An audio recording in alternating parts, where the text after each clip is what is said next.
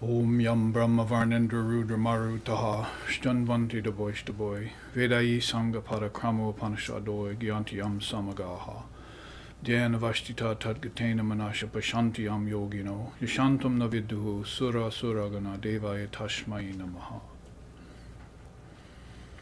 Our eternal salutations to that one who is the truth of life and existence, and whom the seers and sages call by various names. Our eternal salutations to that one whose glories are sung in the various religious scriptures of the world, but whose infinite and undying grandeur no mortal mind can comprehend. Our eternal salutations to that one upon whom the devotees meditate in the shrine of their hearts, realizing an ineffable presence in their deepest contemplations.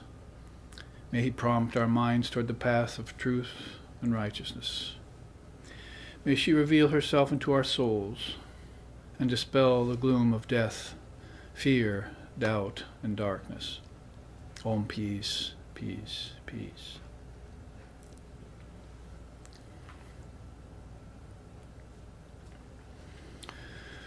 Om Vedanta Siddhanta Nirukti Resha Brahmaiva Jivaham Sakalam Jagatja Akanda Rupa Stiti Reva Moksho Brahmadvitiye Shrutayaha Pramanam. Om Shantihi Shantihi Shantihi. It is the apt and final conclusion of the Vedanta that all is Brahman. Time, space, living beings, and the world. Living in constant recognition of this fact is what is called enlightenment. Brahman is pure and perfect, and one without a second. And the revealed scriptures are the sure and certain proof of this fact. Om peace, peace, peace.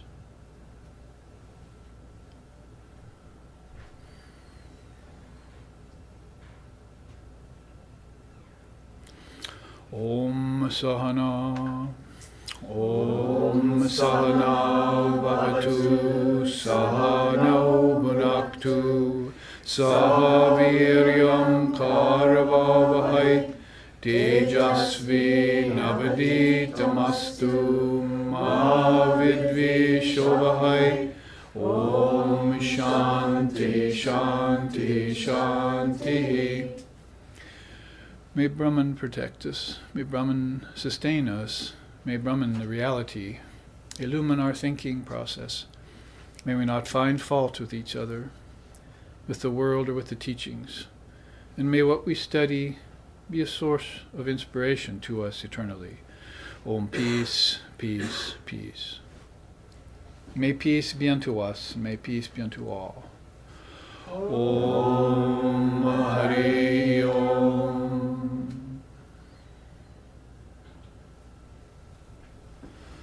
Namaste and welcome, Swagatam, to our auspicious ashram at this period of Sri Ramakrishna's birthday, where both his solar and his lunar birthdays are being worshipped around the world by some 4 or 5 million people who have discovered this great hidden secret of Divine Mother reality and the Kali avatar that has come to disperse it. It's called the dispensation, the divine dispensation. And it has to do with the eternal nature of things and the eternal nature of the soul, of course. Also the scriptures of India and how they speak in terms of universality. One of the great hallmarks of Sri Ramakrishna's coming was this teaching on universal religion, and how all religions are not the same, but how they are the same in essence. In that way, we find, when we look into other great teachings of the world, like Christianity, amidst which many of us were born in the Western nation, and also Islam and and Buddhism and so forth, which is of course is a Buddhist, is a Vedic darshana, is the darshan of India. We find the same commonality among them, that same message.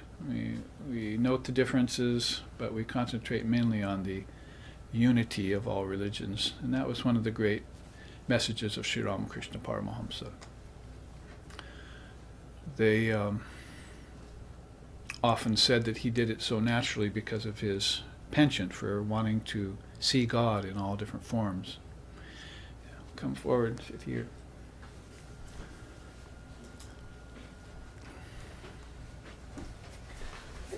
Closer the better.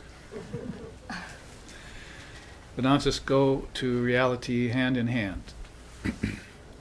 And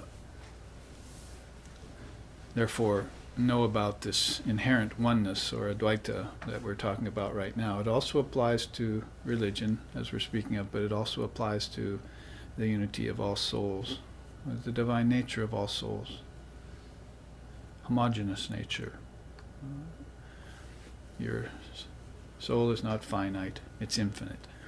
And your body-mind mechanism, even if you look at it very deeply, is infinite, keeps coming and going in infinite rounds and cycles of birth and death.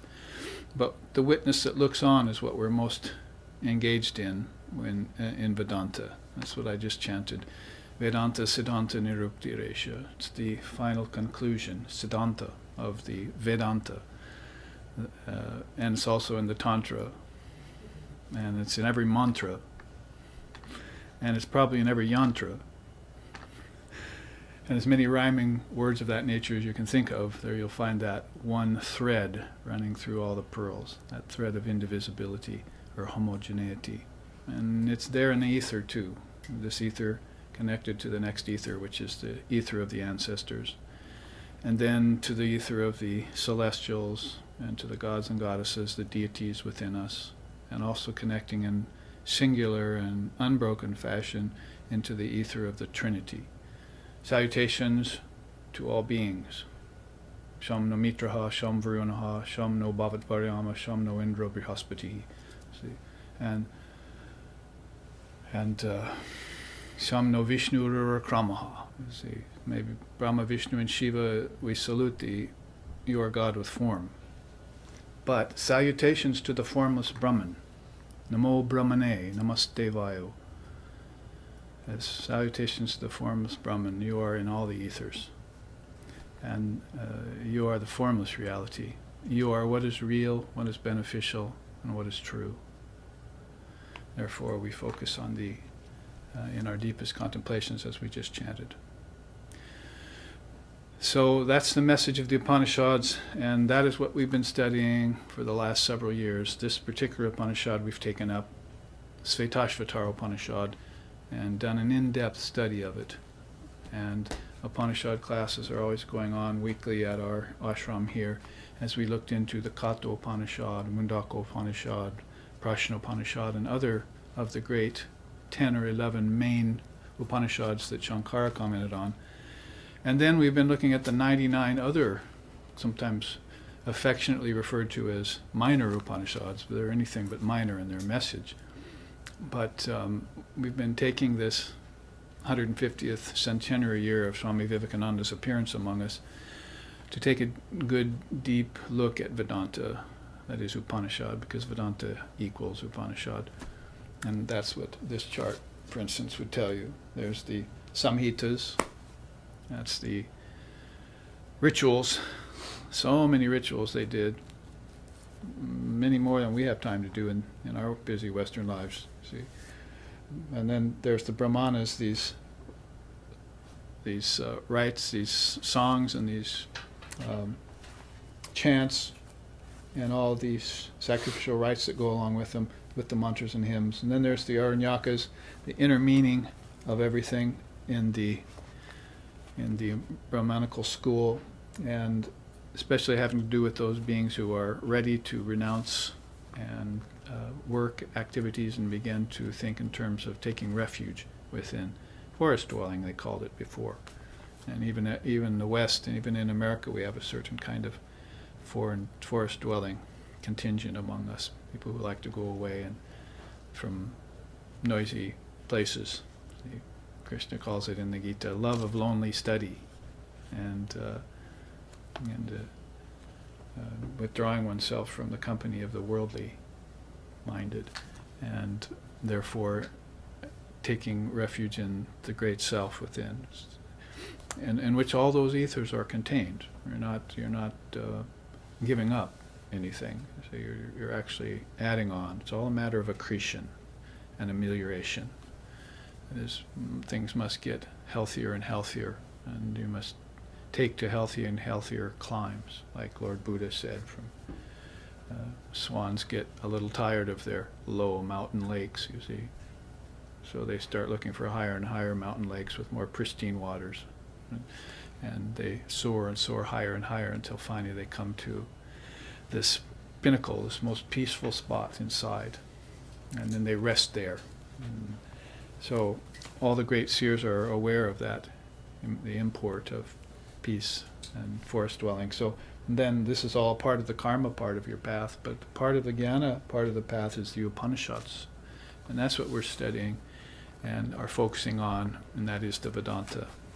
So in terms of Svetashvatara's great Upanishad, this is a great rishi, one of the more contemporary Upanishads. More recent means only maybe 3,000 or 4,000 years ago. That's recent for India, which goes back many thousand years prior to Christ and prior to Buddha. Even Buddha was 550 years before Christ. So you look back in time and you see these great appearances of beings of great note, Ishvara form. When you salute Brahma, Vishnu, and Shiva, you're really saluting those lines of gurus and teachers that emanate out of them and appear from age to age. As that says there on that picture, from age to age I embody myself forth to resurrect the Dharma, resurrect the teachings, and keep that foremost in the mind of people, so that worldly-minded topics and subjects and conventional things don't overrun us and take us away from our path, and keep us on the path towards non-duality from which we came. Out of Brahman we came, in the sport of Brahman we play, and then into Brahman we dissolve at the end of our lives. We dissolve everything, our body, our senses, our dreams, that is our subtle senses and our subtle elements, our full fourfold mind with intellect, ego, mind, and thought. And we dissolve that all back into the cosmic mind, and then the cosmic mind gets dissolved back into Om, the Word. In the beginning was the Word, and the Word was with God. It was just with God first. Then it was God, John said. See, we heard Christ tell him that. So it was with God first, and then it was God. So as long as it was with God, then the complete, total immersion of every form hadn't occurred yet. The absence of all vibration, like the vibrating mind and its thought, which turns thoughts into objects, the congealing power of the mind. And when it went the other direction, it began to dissolve everything. It went so deep that finally it merged itself in the Word. And where do you find the Word? In yourself. Right there in the heart. Ara eva ratanabal samhatra yatra nadyaha sa ishan chastarate buhuda jayamanaha. There in the heart, where all the subtle nerve endings meet, like the spokes of a chariot wheel at the hub, lies the Atman. Stationary, but becoming manifold. Meditate upon that self as Om and Svasti Vaha. You see, then Godspeed to you in crossing over to the farther shore beyond all darkness. Tamassaha is the word. Beyond all tamas, or all slothfulness, all inertia, all heaviness, all problems, all impediments, all obstacles. So that one Atman, stable inside, but manifesting itself everywhere in different forms at different levels of vibration. We must then be willing to take all that vibration back into its source and sit for 40 days in the wilderness, or 40 days on the mountain, or 40 days under the bo tree. like Christ, Buddha, and Muhammad did. And then see the dissolution and end of all manifested things, the demise of all phenomena. Brahmanandam paramasukadam kevalam jnanamurtim dandoititam gagana sadrisham tattvama sarilaksham ekam nityam vimalamachalam sarvadi sakshibhutam. Sarvadi sakshibhutam. I am sakshi, witness of all phenomena, bhutas, bhutakasha, everything that happens on the physical world. I have none of that. I'm the witness of that. I am not that. So I withdraw from all phenomena and I look from a steady perch, you see. And last week and in San Francisco, we read those slokas. Thou art the dark blue butterfly. You are the green parrot with red eyes. You are the thunder cloud, the seasons and the oceans. You are without beginning. You art the woman, you art the man, you art the youth, you art the maiden too, you art the old man who totters along, leaning on his staff. Thou art born with faces turned in all directions. We studied those slokas last week in San Francisco because they're still in chapter 4 of this Upanishad. And more pertinent, we studied those two birds of beautiful plumage who are inseparable friends who reside on the self-same tree. One eats the fruits of the tree, one sits in the sun in the top branch doing nothing. So there you have it. You see the Atman existing in the heart, stable, but becoming manifold. See? So everything, efflorescence emanates from it. See? But yet nothing happens to the eternal Brahman. Millions and billions of souls can come and go, so-called life and death and birth and rebirth. It doesn't affect Brahman one iota. Remains the same, untouched. Yet all this is Brahman. See? So it's the final conclusion of the Vedanta, which is of the Upanishads, that all this is Brahman. It has its far-flung manifestation, called earth, air, fire, water, and ether. But then it also has its very near and dear manifestations. Like Sri Krishna says in the Uddhava Gita, I have many-legged cities running around. 1,000-legged, 100-legged, 8-legged, 6-legged, 4-legged. But my favorite dwelling place is my 2-legged city. You see, the one who dwells in the city of 9 gates. Purusha means the indweller in the city of 9 gates. So the soul who abides in the body of 9 apertures, you see. So there are many, many ways to explain it, and they did. There was no dearth of words and fine expression and beautiful poetry either, and no shortage of stories and ways in which to enthrall the soul, to engage it, and to keep it engaged. To disencumber the soul of its weights, to disenchant it from imaginary things, and to put rapt attention, like if thine eye be single, you shall know the truth. Put rapt attention on everything that it encounters, turning everything into Brahman, even transmuting poison into nectar, like Shiva does. See here? We have a picture of Shiva drinking the poison, see, that from the ocean that was churned by the gods and goddesses who wanted all these boons for themselves. So all of those beautiful slokas we read and studied in Portland last year, but in San Francisco last week. Now we're on chapter 6, the last chapter, and we're finishing up this Upanishad. So I have some teachings for you inscribed in these charts on either side, and we will go through them one by one over this weekend. That is 6 hours of class, 6 hours of Jnana Yoga, that we come to sober ourselves, you see, disintoxicate ourselves from worldly things, from worldly thoughts. And if we but place a little attention, a little time in those salient subjects of the Dharma, then all of a sudden we return to our true self. We begin to think clearly. Khyati. It's very valuable in a spiritual life. Khyati, clarity. To put off all untoward thoughts and that lead to negative actions or mixed actions that cause karma that then result in suffering. What kind of life is that to lead? See, the noble soul who sits on the upper branch of the tree of Dharma. What kind of life is that? See, habit and preoccupation and addiction, suffering,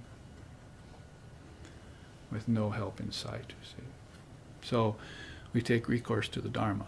Milarepa, the great Tibetan singer, if he met you, he would sing a song at you. He wouldn't talk. He'd look at you, measure you up, and then sing a song. And some people got kind of insulted because his song wouldn't be that kind sometimes. They used to say, whenever I think of the Dharma, I can't help but share it with others. When samsaric death comes, I will have no regrets. That is, everything is in samsara. Children, wives, husband, money, birth, death, it's all happening in cycles that seem real under the auspice of Maya, of its veiling power and of its distorting power. Why can't I rip all these veils away with the power of revelation? See? Prakasha Shakti, Prakasha, Prakasha, return, Prakasha. See? And get that revelatory power and strip the coverings off all of these Mayic things, all of these distortions, all of these superimpositions, and take life on my own terms. Be a Jivan Mukta. Become a Bodhisattva. A living, liberated soul.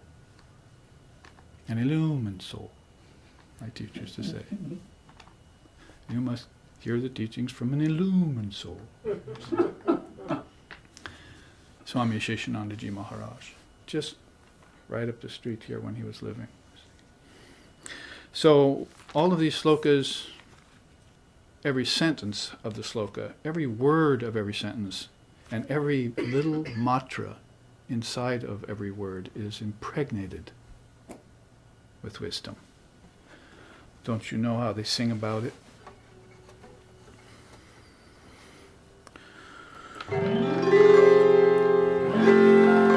Shayane pranamagyen nidrai koro makebyen.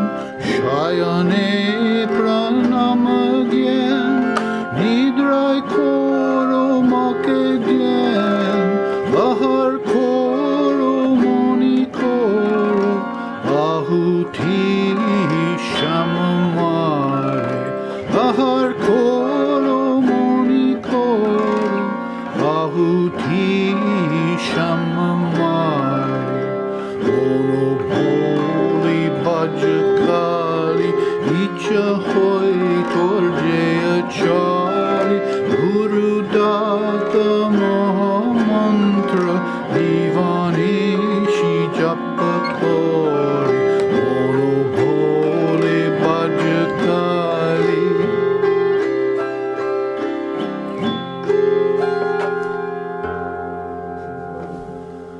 So they say, oh, playful mind, meditate on the mystery of Kali, using any method of worship you prefer, or simply breathe day and night her holy name as the living seed of transforming power planted in the heart by your guru at the time of initiation. All sounds you hear are her natural mantras. Every word, every sentence, every letter, and every particle of every letter is infused with intelligence. And you need to go in deeper and deeper and deeper into each of those words. That's called nirvitaka and savitaka samadhis, or wisdom samadhis. They happen first. Because nothing can happen when ignorance is still in your mind. You must get rid of the thorn of ignorance with the thorn of knowledge. And then everything starts happening dharmically, in knowledge, in truth, in bliss, in love, in light. See? In the Dharma, everything before that was adharma. Everything after that becomes swadharma. From adharma to dharma to swadharma, we need to march inwardly. And we do that by the power of words. Every particle infused. Jnanamatra, the wisdom particle, which flows in streams from the Trinity's mind to the collective mind to the individual mind. But the individual mind needs to open up to that. And when it opens up to the collective mind, it finds a lot of problems. A lot of problems. But when it opens up to the cosmic mind, it finds a lot of solutions. The mind of Lord Brahma, very beautiful, see. Gurur Brahma, Gurur Vishnu, Gurur Deva Maheshwara, Gurur Eva Param Brahma, Tasmai Shri Gurave Namaha, Tasmai Shri Gurave Namaha. Om Brahmanandam Paramasukadam Kevalam Jnanamurtim Tandvaititam Gagana Sadrisham Tattvamashadi Laksham Ekam Nicham Vimalamachalam Sarvadi Sakshi Bhutam Bhavatitam Triguna Rahitam Sadgurum Tanamami. It all starts with Lord Brahma. So, Lord Brahma is that impetus, that creative impetus. See, from his great mind, everything gets projected. And Mother gives him the seed. So the song says, all sounds you hear are her natural mantras, and they repeat spontaneously over and over again, as the whole world worships her. Some of them knowingly, some of them unknowingly, but they're all worshipping Shakti, the divine power that gives animation to everything. And she constitutes the letters of every alphabet. Varne, Varne, it says here. Nama Dore. Her name constitutes the letters of every alphabet. Varna is alphabet, also means caste, cultures. And it's one of the 6 ways of reaching Brahmagyan, through alphabets, through letters, through words, through sentences, through pages, through chapters, through books, through tomes, through libraries. See? But we want to concentrate specifically on those that are connected with the Dharma. Paravid, and then aparavid. Science, arithmetic, arts, so forth. All of the aparavid subjects, you see. Oh, we've known those. But very rarely known is that paravid, that supreme wisdom, which causes great souls to fuse together, like Sukha and Janaka, King Janaka, you see, or Ramakrishna and Vivekananda in this age, you see. Causes these great couplings to happen, Guru and Shishya. See? And when that happens, then it's just like a particle of wisdom, and it's going to implode rather than explode. You split the atom of matter, and you get a great explosion for the violence. Used in the wrong way for destruction. But if you split the particle of wisdom inside of your mind, it's a great implosion. Great revelations come from that. It's beyond scientific genius. It's the eternal reality existing within you, and you have to find a way to access it, you see. So, Savitarka Samadhi, Nirvitarka Samadhi, Savichara Samadhi, Nirvichara Samadhi. When they had that, they sat stunned, like Christ under the tree, for days in the wilderness. Couldn't move, couldn't speak. Buddha came out, couldn't speak.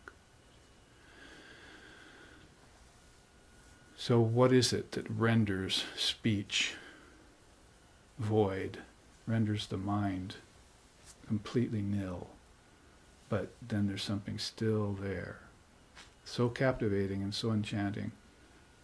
The eye has become single and it can't take its foes off of that most beauteous form. Chintaya mama manasahori chidgana niranjana. It's a mass of consciousness, and it's niranjana, it's pure by its very inception. An indeterminable mass of pure conscious awareness, out of which name, form, time, space, and causation have all proceeded in Mayic form. The farthest flung elements. When you talk about purity and impurity in Christianity or in the West, it's like moral and immoral, right? But when you talk about purity and impurity in India, you're talking about something that's far from the source as contrasted to something that's very near to the source. The further away it gets, it becomes impure and mixed. It begins to accumulate. You see, admixtures that are weighty. To take on earth, air, fire, water, and ether is a heavy burden for the soaring soul. One song sings in India. It's a heavy burden to take on these 5 elements. So if I take them on, and they're the composites of my body, my mechanism, that is air, earth, fire, and water, and ether are the actual physical elements, but they came out of my mind, and air, earth, fire, water, and ether are in my mind, aren't they? I have dreams of earth, I have dreams of air, I have dreams of water. I swim in a dream, I fly in a dream. 3 nights ago my dreams were all of stone. See? I walked up to this group of people, these seers, and they said, your tradition must be based in stone. You must have a stone tradition. I didn't know what they were talking about, but I had an inkling of an idea. So they showed me these little stone pedestals everywhere, and each of them had built their Dharma on the stone pedestal. So they said, select one. So I selected one, and I looked at it. It was a big, huge piece of granite, you see. And I was supposed to infer from that that tradition is built in a steady foundation that's immovable. See? So you can dream about the elements, and that's actually where the elements really came from. God did not create them, and nature can't do it by itself. The mind does it. See, the mind gets mixed in there. And that's why the mind formed the senses. Don't you see the senses are connected back to the brain? But if you look deeper, the brain's connected to the mind.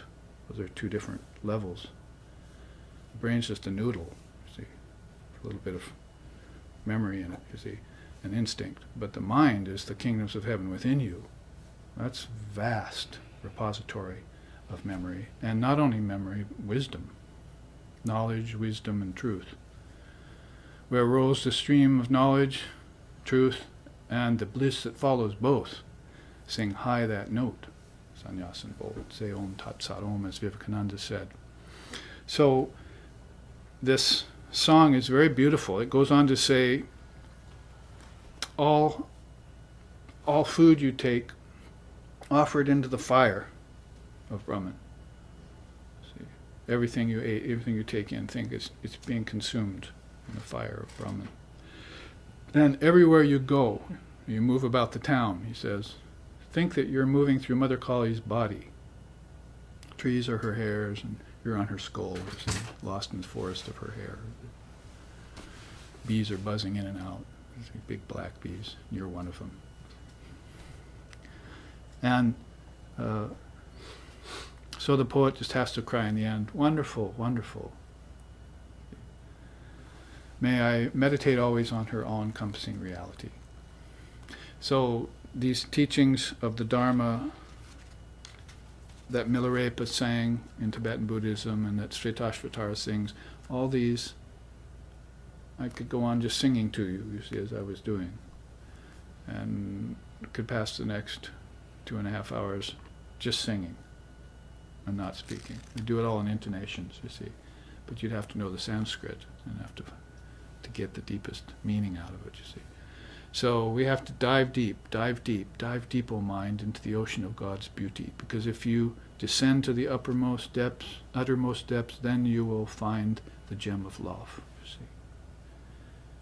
You must go seek, O mind, wisdom's Vrindavan in your heart, see? Wherewith his loving devotees, Sri Krishna sports eternally. Vrindavan is a land for those who are selected for liberation. See, they go to Krishna. They go to this Father through the Son, Christ said. And you must light up wisdom's shining lamp and let it burn unceasingly in your heart. Let it burn unceasingly in your heart. Keep that lamp lit. It's the lamp of Dharma. It's the lamp of Jnanam. It's the lamp of Atma Jnanam, the highest wisdom. And the peace and bliss follows it, wherever it goes. So let me read to you the 9 slokas we've already taken. Yes, when I was here last time, we took about, maybe 8 slokas of this last chapter. Just listen to these slokas roll by with that ability in your mind of diving deep into each word and each sentence with rapt attention to extract the essence out of everything, as if this moment were the only moment you had to do it.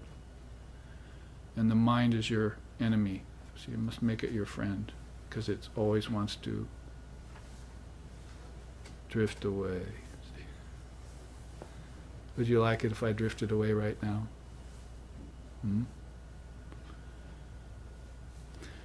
Sri Ramakrishna would sit with his devotees and all of a sudden he'd be gone. Half hour later, or waiting for him, you see. And then he'd come out and he'd say, "What was that like? You were in samadhi, right? So what was that like?" And he said, "Well, it was like a salt doll walking into an ocean. I thought I could measure the depths, but when I got in there, I just dissolved. So I can't tell you what it's like."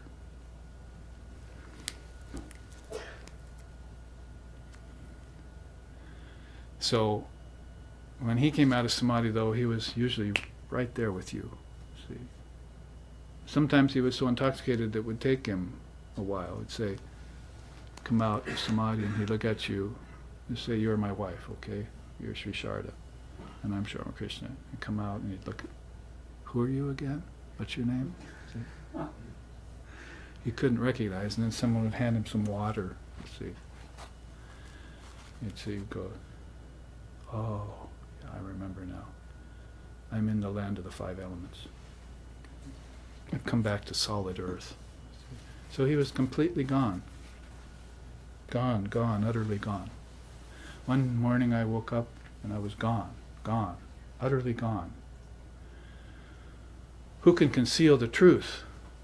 Who can keep a blazing fire tied in a cotton cloth? So to the dharmic person, the one who's seeking wisdom, the one who listens to these words, they develop a great penchant and a deep-rooted, seated desire for enlightenment. See? And they know that it's just a matter of time.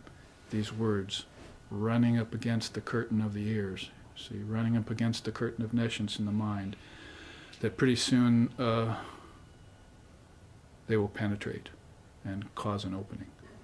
And then that light will be behind. You see, everything, the revelatory power will come forward. Mother will reveal herself to you, like in this song.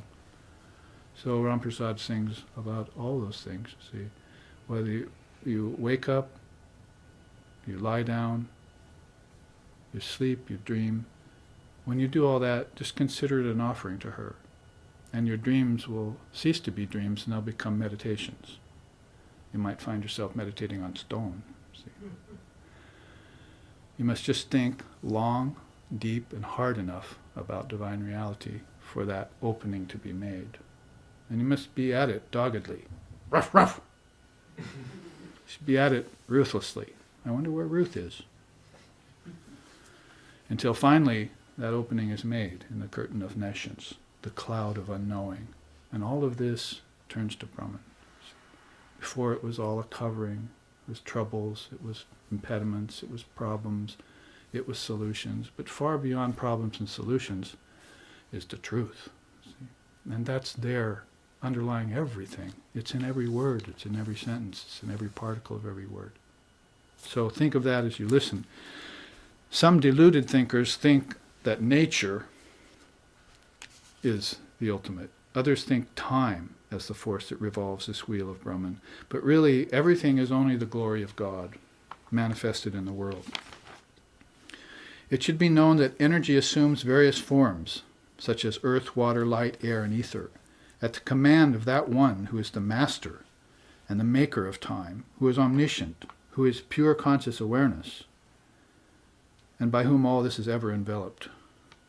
After setting the creation in motion and withdrawing himself from it, he unites the principle of spirit with the principle of matter, using 1, 2, 3, and 8, through the mere instrumentality of time and their own inherent properties. He gives the start to the creation associated with the 3 gunas of nature and orders all things. Again, in the absence of these gunas, he destroys all created objects, and after destruction remains aloof in his own essence. By previously meditating as seated in one's heart on that absolute and adorable being who appears as the universe and who is the true source of all creatures, he can be perceived even though he is the primeval cause of the union of spirit and matter, as well as the partless entity transcending the 3 divisions of time, past, present, and future. Knowing that one who is the origin and dissolution of the universe, the source of all virtue, the destroyer of all sin, the master of all good qualities, the immortal and the abode of the universe, as seated in one's own heart, he is perceived as different from and transcending the tree of samsara, as well as transcending time and space. May we realize him, the transcendent and adorable master of the universe, who is the supreme Lord over all other lords, the supreme God over all other gods, and the supreme ruler over all rulers. He has nothing left to achieve for himself, nor has he any organ of action.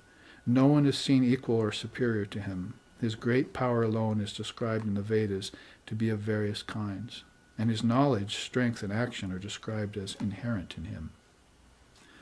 And that's where we stopped last time, with those 8 slokas. And some of it rather esoteric. See, like for instance, I don't know if you remember the chart we used or even can recall the explanation of it, but he unites the principle of spirit with the principle of matter using 1, 2, 3, and 8. Remember that? The one would be ignorance, because spirit will only will only identify with matter through ignorance. If spirit had its druthers, it would stay formless, you see. But shall I take on a body? That's ignorance. See? As soon as I take on a body, I forget where I came from. Do you remember where you came from when you were a baby? Do you remember where you came from now? How long will it take you to remember your source of origin, which is being explained to you here in every sloka, with very convincing words, full of intelligence, poetic, and very convincing. Especially when they come from the lips of a dharmic preceptor. See, then they are more convincing to you. You can't just take it up and read it yourself, you see. But you must go to an illumined soul. And then you'll have something explained to you. So he unites this principle of spirit, Purusha, with this principle of matter, Prakriti, using 1, that is, this avidya or ignorance, and also with 2. Some recognize or realize spirit amidst matter. They can see the forest through the trees. So others don't. So the 2 means dharma and adharma. See, we were just talking about. See? Some come and forget and follow the wrong path and get reborn again and again. Others come, recognize right away, all this is Brahman, or all this is a mirage.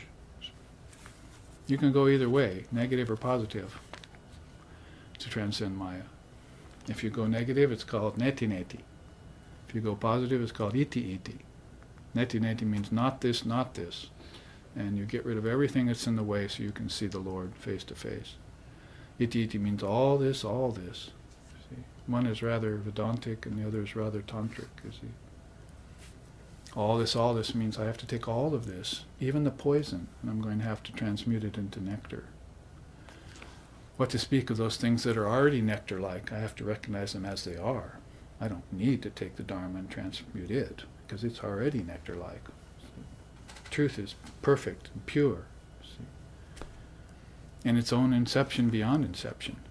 So the mating of spirit and matter is rather like that. Will you hand that to me? That one is oil and the other is water, and the two do not mix. Or if you think they mix, then watch for 45 seconds, or in this case, maybe 45 lifetimes. And you'll be able to see the separation process of spirit and matter. They do not mix. So you've been living in avidya, ignorance, all this time, thinking that you're the body, that you're the senses, that objects are real, that objects can fulfill you, that marriage, that money, and so forth can fulfill you. They can only fulfill you if you realize the distinct nature of the soul. Seek thee first the kingdom of heaven, and all else shall be added unto thee. Or, put 5,000 years before Christ said that, Brahman Satya Jagad Mithya. Brahman is the only reality. The world is false. So that's the neti-neti way. See? The iti-iti way will come about through long study and long practice too. So you're going to have to transmute all of this into Brahman. You're going to have to see it all as an emanation of Brahman. Path of the heart, see, or path of mixing Meda with Kendra. 1, 2, what about 3? What do they mean with 3? You see, that means the 3 bodies, because you have a physical, subtle, and a causal body. Your physical body is here before you're made of 5 elements. As soon as you encounter the 5 senses, you begin to think, oh, that's not just all physical, is it? Because I see in a dream tonight, I hear in a dream tonight, I touch in a dream tonight. And at the time of death, the Tibetan Rinpoche is standing over me with the Tibetan Book of the Dead and reading to me. I'm already dead, but he's still reading to me, so I must be hearing him with some other kind of ears.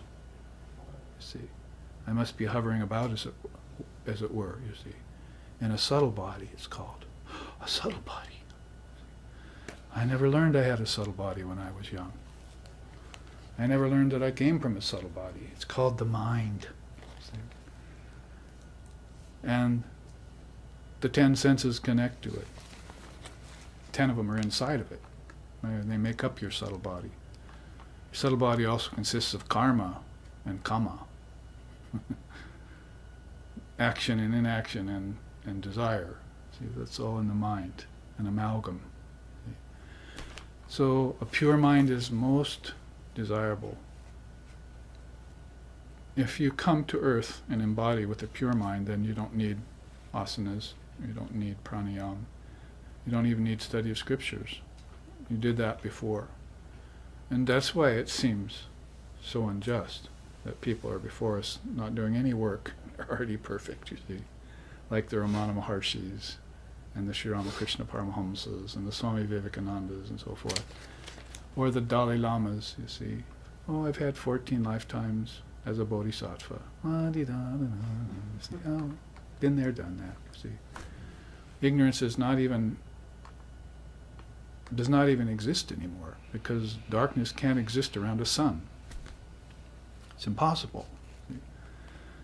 So how many lifetimes of suffering can I bear? See, that's what Kamalakanta sings in his song.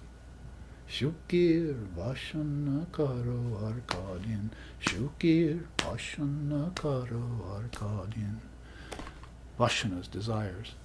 Because of those unresolved desires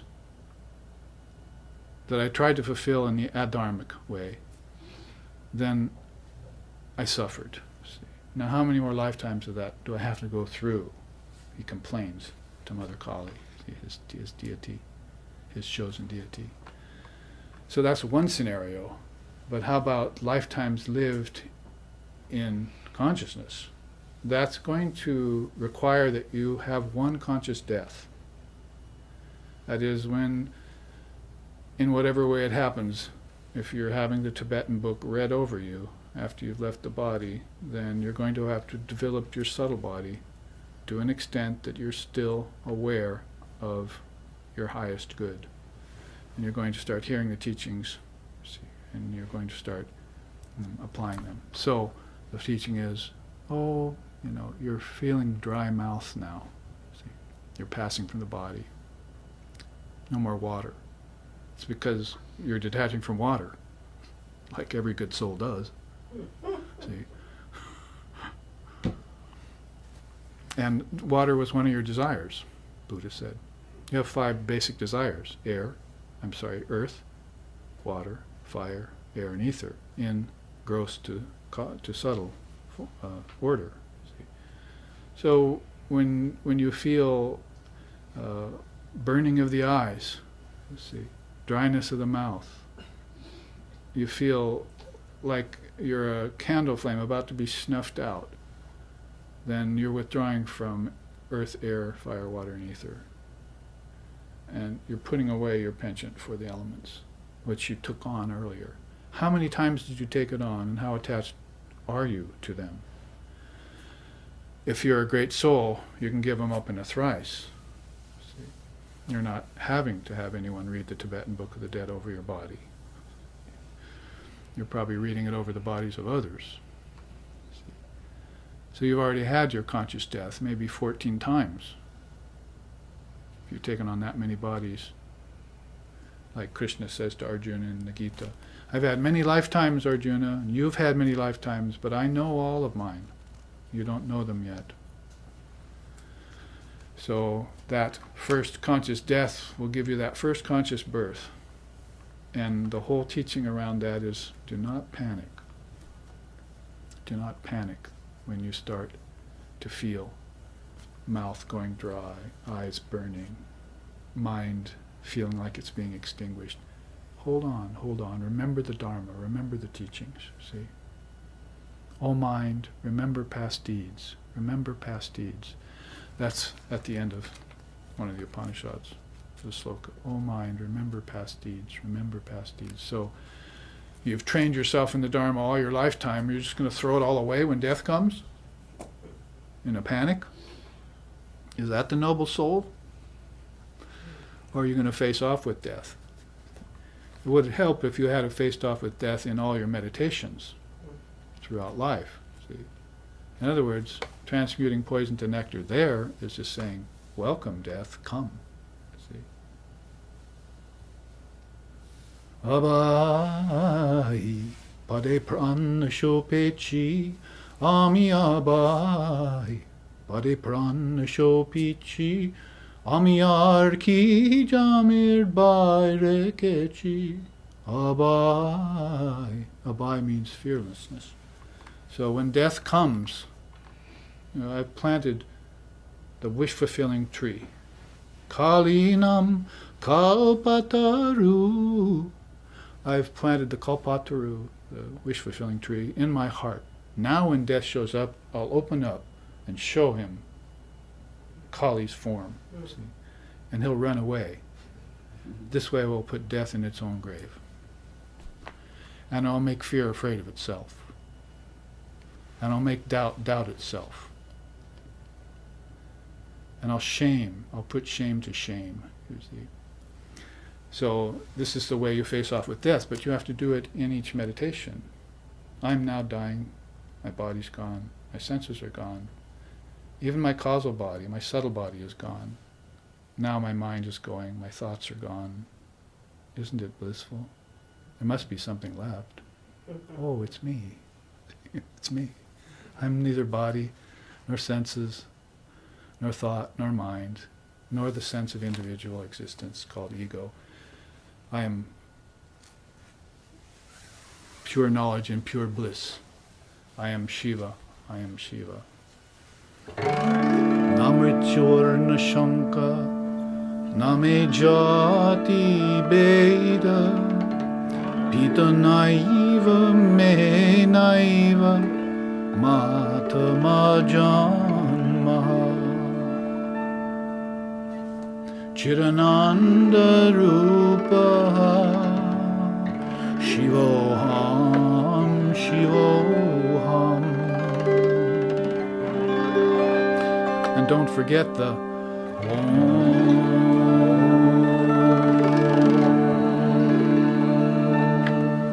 Namrit Jorna Shanka. I have no death. Why? Because I never had a birth. I was never born. The body was born, senses were born, everything, but I was never born. In fact, I was the cause of their birth. Not God, not devil, not nature. Little old me. See? I put it all into action, therefore I'm responsible for it. See? It's karma. If I did it out of ignorance, that was my mistake and I suffered. But if I do it out of knowledge, then I can become a great soul. I can return to my original status as the Lord and Mother of the universe, as the purveyor of the Dharma, as the overseer of all souls. And I will join the company of Jesus, Buddha, Gauranga, Krishna, and others, and I'll dance with them. Oh, when will I be granted the company of Jesus, Buddha, Krishna, Gauranga, so I can dance with them in ecstasy? There's one song. And there's a universal-minded person for you, see. He knows that beyond the boundaries of this world, all religions are essentially the same. It's the open space beyond religion, as our founder, Lex Sixten, used to call it.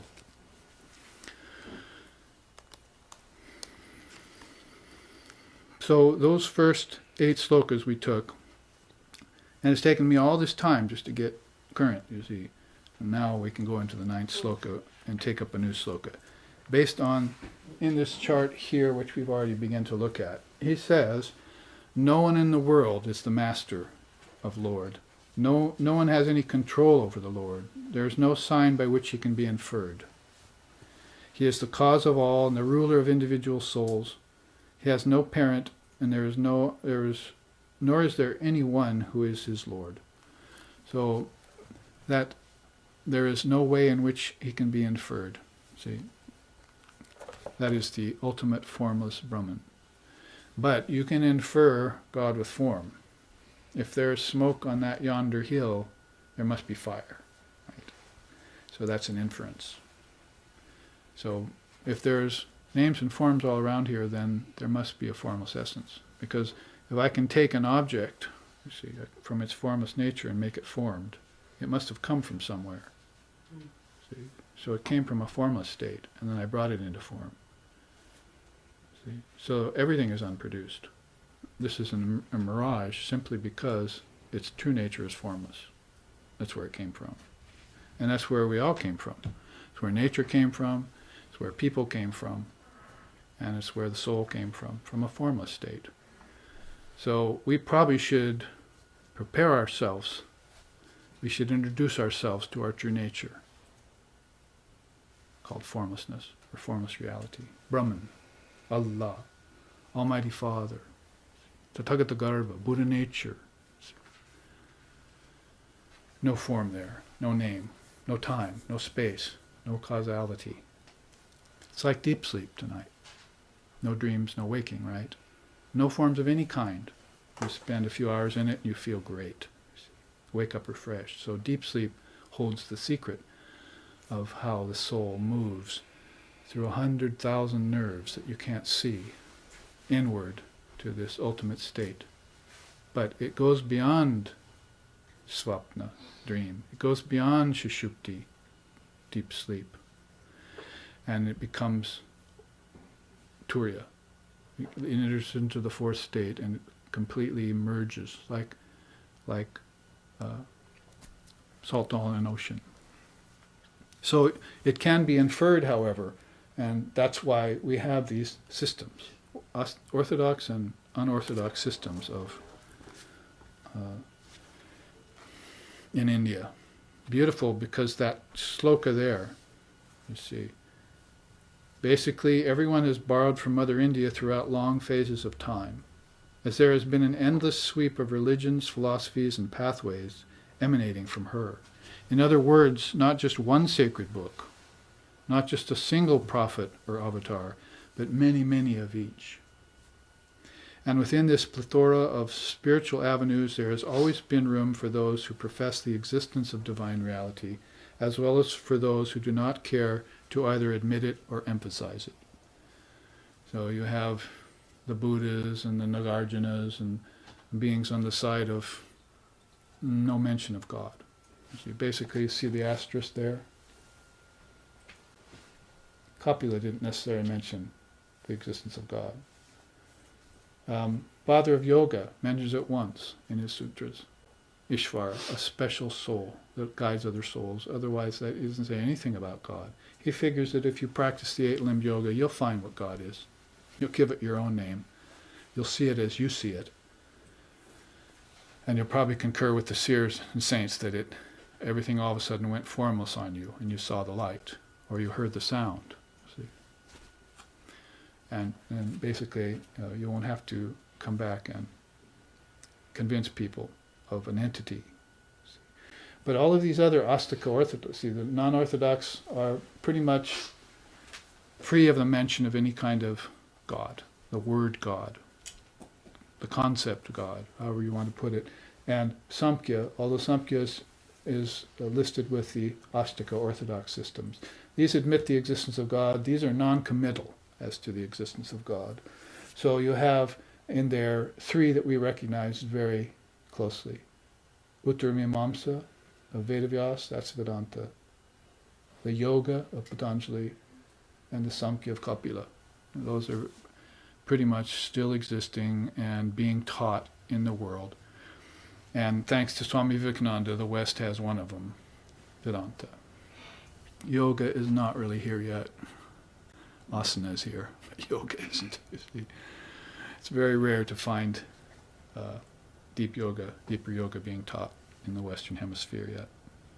That would have to include yamas and niyamas. You would have to start out with nonviolence. Who wants to do that? The government? The church? Who want to put on a garment and go war against other religions? On a horse?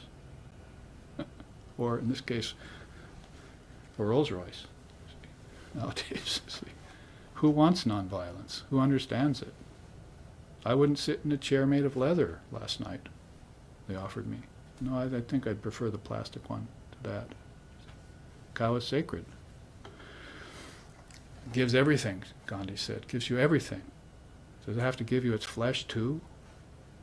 I saw a restaurant along the freeway the other day called Ground Cow Restaurant. It's right there. Ground Cow Restaurant. You see. What an odd idea that you would grind up animals and eat them. I saw another nice kind of thing on the window of a car going by. There was a little puppy and a little piglet. I said, why do we love one and eat the other? Why do we love one and eat the other? What makes us look at one and say, I'm going to eat you?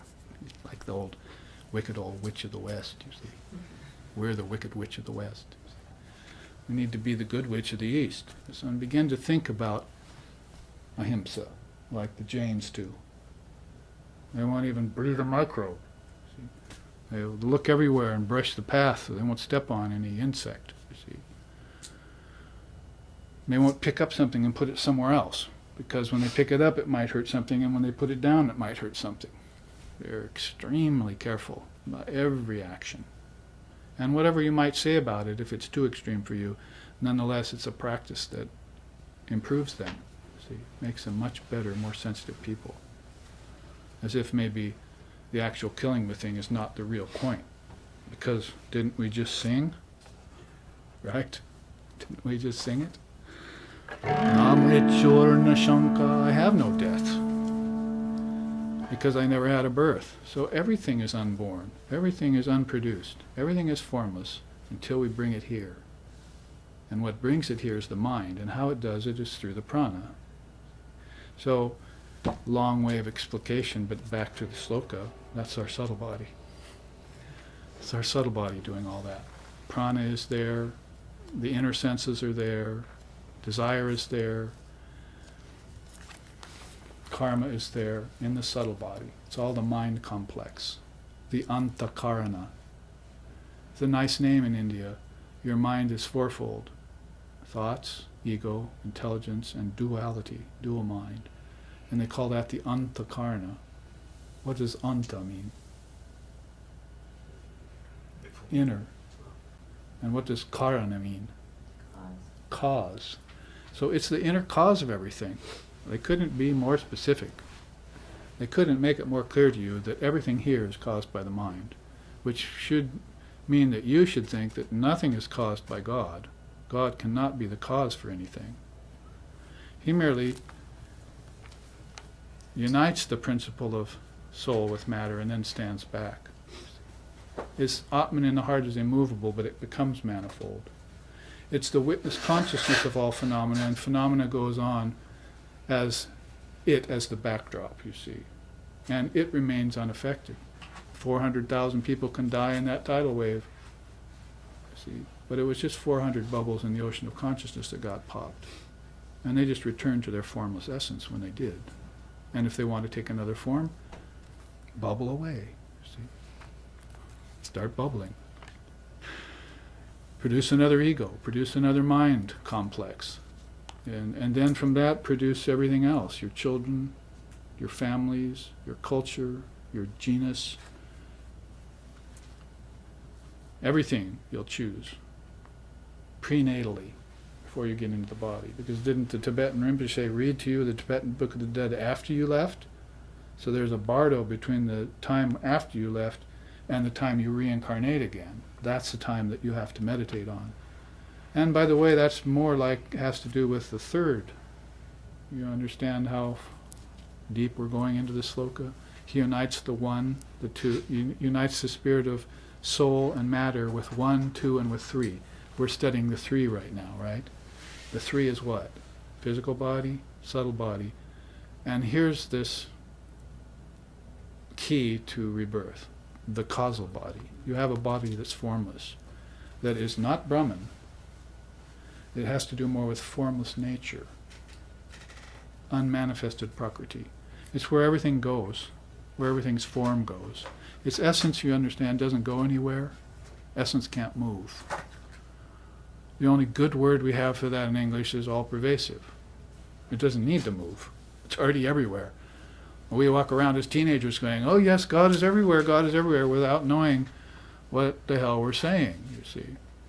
But all-pervasive means immovable, immutable. That is, it doesn't change and it doesn't move, and it's in everything. Therefore, all-pervasive is a very good English word to indicate what is beyond the 3 bodies. So then what's the causal body? That which, out of which all form comes, and to which it passes at the end of its time. Unmanifested nature. It's the bulk of the iceberg you never see. The tip you're always seeing. That's right here, physical universe. But you never see the bulk underwater. That has more to do with everything in potential, where all of this came from, all objects, and the bodies, and the idea of human beings, ancestors, celestials, angels, gods and goddesses, all taken back into the subtle body, into a formless state. It's just like what you experience in deep sleep tonight, and that you don't remember. All you can do is think back and say, I don't know where I went or who I was there, but I feel great. Okay. I had a good deep sleep. But 8 hours of dreaming can turn you, as Gaudapada says, into a nervous wreck. See? It's nice they had a term for that back in 600 AD. See? A nervous wreck. That's if you live only in the waking state, and then you go into the dreaming state, and you live in the dreaming state the way you lived in the waking state. Somebody wrote me once and said, how do I make my dreaming state lucid? See, they've been reading some of the new current books about, rendering your dream state lucid. I said, you cannot render your dream state lucid until you render your waking state lucid. So you better, this is the outer end of the package, you see. This is as far out as we've come into the physical body. And we're not happy here? Oh, that's no wonder. because birth, growth, disease, old age, death, disease and death are taking place here. The 6 transformations, Buddha called them. That's what's going on here, you see. At least apparently. So if you know the causal body, that is the karana sharira, that which causes everything in the dream state, and that which causes everything in the waking state, in succession, in gradation, in order like that, then you know it exists and you can make your way back to it consciously, which is actually what you're trying to do in meditation. If you reach the causal body in meditation, that's where the mind goes thoughtless. It's where the intellect ceases to vibrate. No more concepts. It can be called empty or even vacuous, void-like. And it's sort of like deep sleep then, isn't it? But now you're taking your consciousness into that by meditation. You're trying to enter into your causal body through meditation, out of one doorway into the next, and then out of the mind doorway into the unmanifested nature doorway. And when you see unmanifested nature inside of yourself, you'll see everything came out of you. There's the dinosaurs. See, it's still there in seed form. Nothing ever died. Oh, there's Elvis. Hi. You play that song for me? See? Nothing ever died. There's my great-great-great-grandmother. I heard about you. See? Oh, there's something behind that. Oh, it's an angel. See? Oh, there's something behind that. It's a god. See? I'm going to have darshan. See? I'm going to have communion with the deities inside of me. It's all happening inside of you. You realize that if you take an object and take a splinter of it and study it under an electron microscope, you're not going inside of anything. The object is already as far out as it can get. You're studying the outside of the outside. That's not what's meant by an internal life. What Christ wanted the fishermen to have along. You need an internal life. I see you have everything else, loaves, fishes, wives, children, boats, rivers, but you're missing something. You're missing an internal life. You're missing an eternal life. So external life is waking state, and internal life is dreaming state, and then this eternal life is more connected to the formless side of your being. So causal body is very, very important for us to access consciously. We want to access it consciously. That is with our consciousness intact, because Maya takes over when we fall asleep. We hardly remember our dreams. The curtain comes down, you see. But you say, I'll hold the curtain up there for a while. You see, maybe I can make if I made my waking state lucid, maybe I can make my dreaming state lucid, you see. And then I can go consciously into deep sleep and I can see everything in potential.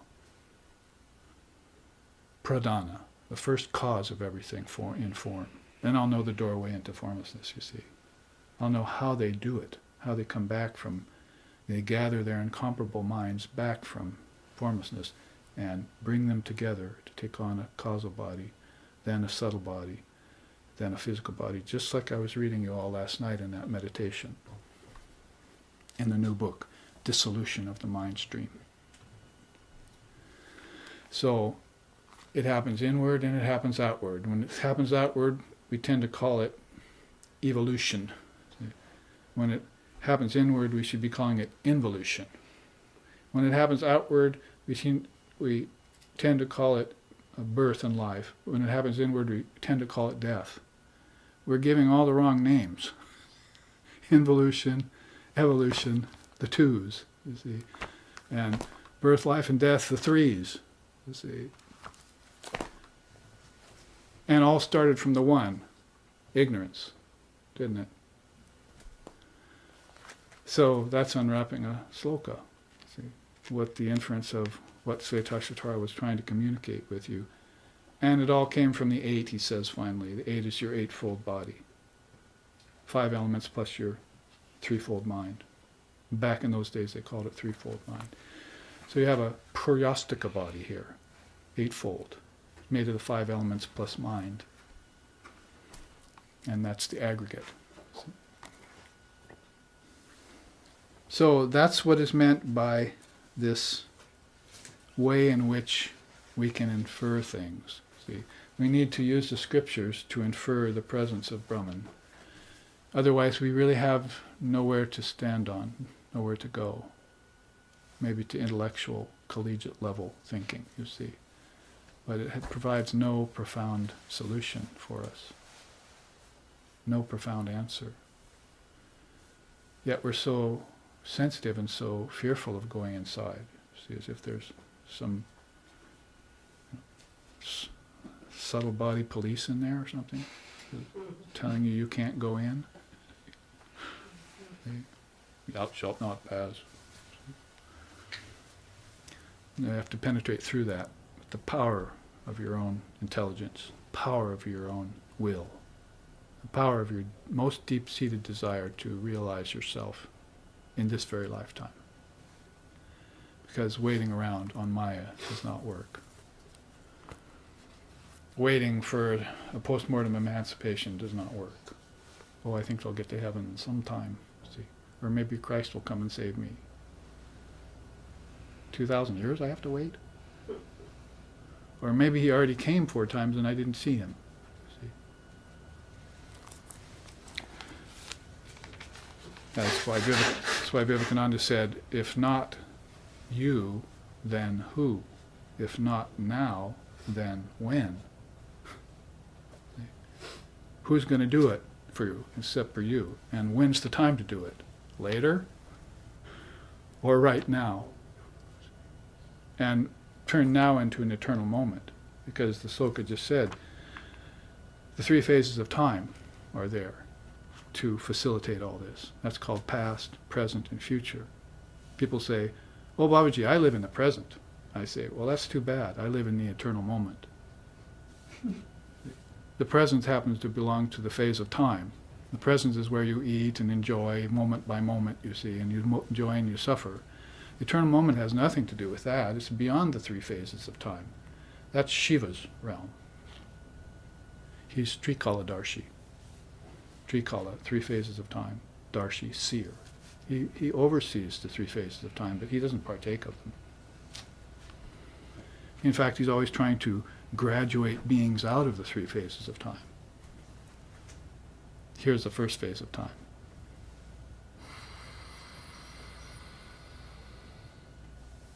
Here's the second phase of time. And the third phase.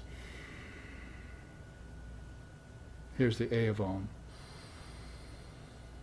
Here's the U of Om. Here's the M of Om. All the Triputis, you connect them all together to make sense out of this. So, here's the waking state. Here's the dreaming state. There's the deep sleep state, where everything goes formless. The out-breath. The last thing you will do. One long the Tibetan Buddhists say. Your last breath you take, with its final out-breath, you see. When you take that final out-breath, if you've practiced your breathing exercises and you've connected it with the 3 mantras of Om, which is in every word, which is the intelligence permeating and emanating from every matra, and you connect that all with your 3 bodies, then the last breath for you will be one of bliss, with a smile on your face. So you'll say, I'm dissolving everything back into my formless nature. I've put death in its own grave. I've made fear afraid of itself. I long ago made doubt itself. Now I'm living as the soul in an eternal moment. And in that eternal moment I can visit all my ancestors, though I won't get stuck there. I can visit the gods and goddesses. I can make acquaintance with the Trinity, Brahma, Vishnu, and Shiva, because I've been meditating on them for all the 40, 50, 60 years of my life, you see. So why shouldn't I make their acquaintance if they've been in my meditations at Ishvara for all the meditations I undertook 365 days a year, at least 365 meditations a year, you see. Holy Mother said if you if you have 365 opportunities to meditate on God, but you don't take advantage of that, maybe you miss 40 or 50 of them. And it was probably in those 40 or 50 of them that God had planned to visit you. Rabindranath Tagore had a song like that. You see, I waited up all night for the Lord to knock on my door. See? Then I was about 2 or 3 in the morning, said, well, I think I'll just take a 2-minute nap. And that was when the knock happened. So we call spiritual life being on vigil. Otherwise, Maya's out to get you. Might as well be an incarnate devil, you see, with a pitchfork. But Christ said, get thee behind me, all those devilish things. That means my consciousness has to be sleepless. It has to be constant. Let the body rest, let the mind stay awake. I saw my teacher doing that. Body would sleep, mind stayed awake. When the mind is awakened, then the third eye is awakened, then body needs to sleep. It's too heavy, too weighty. See, it can't follow the mind. Mind is as swift as they come. So let the body rest, but you stay just awake. Eyes might close and everything, but there's my dream state, I'm witness. There's my deep sleep state, I'm witness. And consciousness moves in phases, in streams throughout the mind and its various levels. But the witness always is looking on. And that's a great level of enlightenment to reach. Probably not the ultimate, but witness consciousness is a great level to reach. Now, in the remaining time in this first half, let's take Sloka 10. May the Supreme Being, who spontaneously covers himself with the products of nature, just as a spider does with threads drawn from its own navel, grant us absorption in Brahman. A spider can project the web, gad about on it, withdraw it back in itself. See, so that's the 3, isn't it? 3 movements that we're talking about. So you should be like that. You should be that one who's never gets caught in the web, but you can spin it and withdraw it as you like. See, so that's one metaphor here, but also intimates here that Brahman gets spontaneously covered by nature. Formlessness gets covered by form. And you have to wait and watch while for the two to separate. See, otherwise they're always an admixture. 45 seconds, as I said, will turn into 45 lifetimes of misconception, of thinking, I am the body, I am the senses, the world is my oyster, objects can fulfill me, money can take me to the goal. Wrong, wrong, wrong, wrong, wrongity wrong. You're thinking in a deceiving way. You're believing appearances. So what you need to do then is to know that Brahman is naturally covered by form. Everywhere you see form, which is in your waking state, also in your dream state, right? You know that that covering is covering the reality. That's called Avarana Shakti, the covering power. Ramakrishna went to the pond with his friend, said, look at that, the green scum. He pulled the green scum apart and they looked at themselves, their reflection in the water. And as they looked, the green scum came dancing back. So, oh, that's just the covering power of Maya. It's not an incarnate evil. It's just the nature of insentient things to cover reality. All form covers formless essence. If people take the scum for the reality, then they become scumbags. I suppose that's where that came from.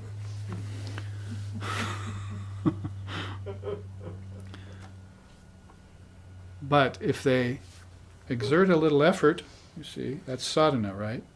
Meditation, study of scriptures, spending 3 hours listening to a boring guru, you see, whatever it takes. Spread that scum away. That's the effort. That's your own self-effort, sadhana. That's my own willpower doing that. God won't do it for me. Devil will not keep me from doing it. It's all up to me. Gods and devils are superstitions in your heads. They have their own realm deep inside. See? You'll encounter them later. But now it's all about me. See, it's all about connecting to my deepest and foremost nature. So the covering power is there, and that's what's getting talked about right there. May the Supreme Being, who spontaneously covers himself with the products of nature, grant us absorption into Brahman. Okay. Yes.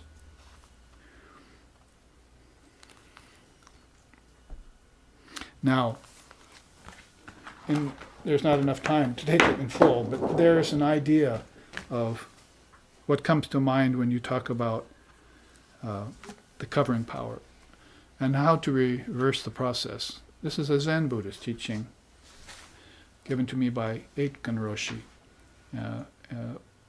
in Hawaii, the Diamond Zendo, and also put forward as one of the main teachings of Zen Buddhism that's available to us, ox herding. It's the same as Vedantic lion taming, you see. Vedantic lion taming, but in Zen they would call it ox herding. So what you want to do basically is seek the ox first. Let me call up my copy. You need to seek the ox. The ox is here. The ox symbolizes the intrinsic nature of consciousness, the mystery of what we are. The seeker of enlightenment must become as close an observer of consciousness as an Eskimo is of snow conditions. That's good. See, our founder said that in Coming Home, that book, the first book he wrote called Coming Home. He said that's one of his quotes. His name in the Zen tradition was Jikai. In the Sufi tradition, he was known as Sheikh Musafir. I mean Sheikh. That was his teacher, Sheikh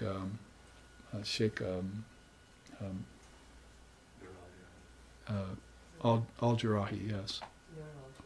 Nur al-Jarahi. I'm blanking out on that. And then in our tradition, he's called Purushottama in Vedanta, the pure soul. So he had different names in different traditions. So we must become as close an observer of consciousness as the Eskimos are of snow conditions, because their very life depends on it. So we should have that kind of feeling.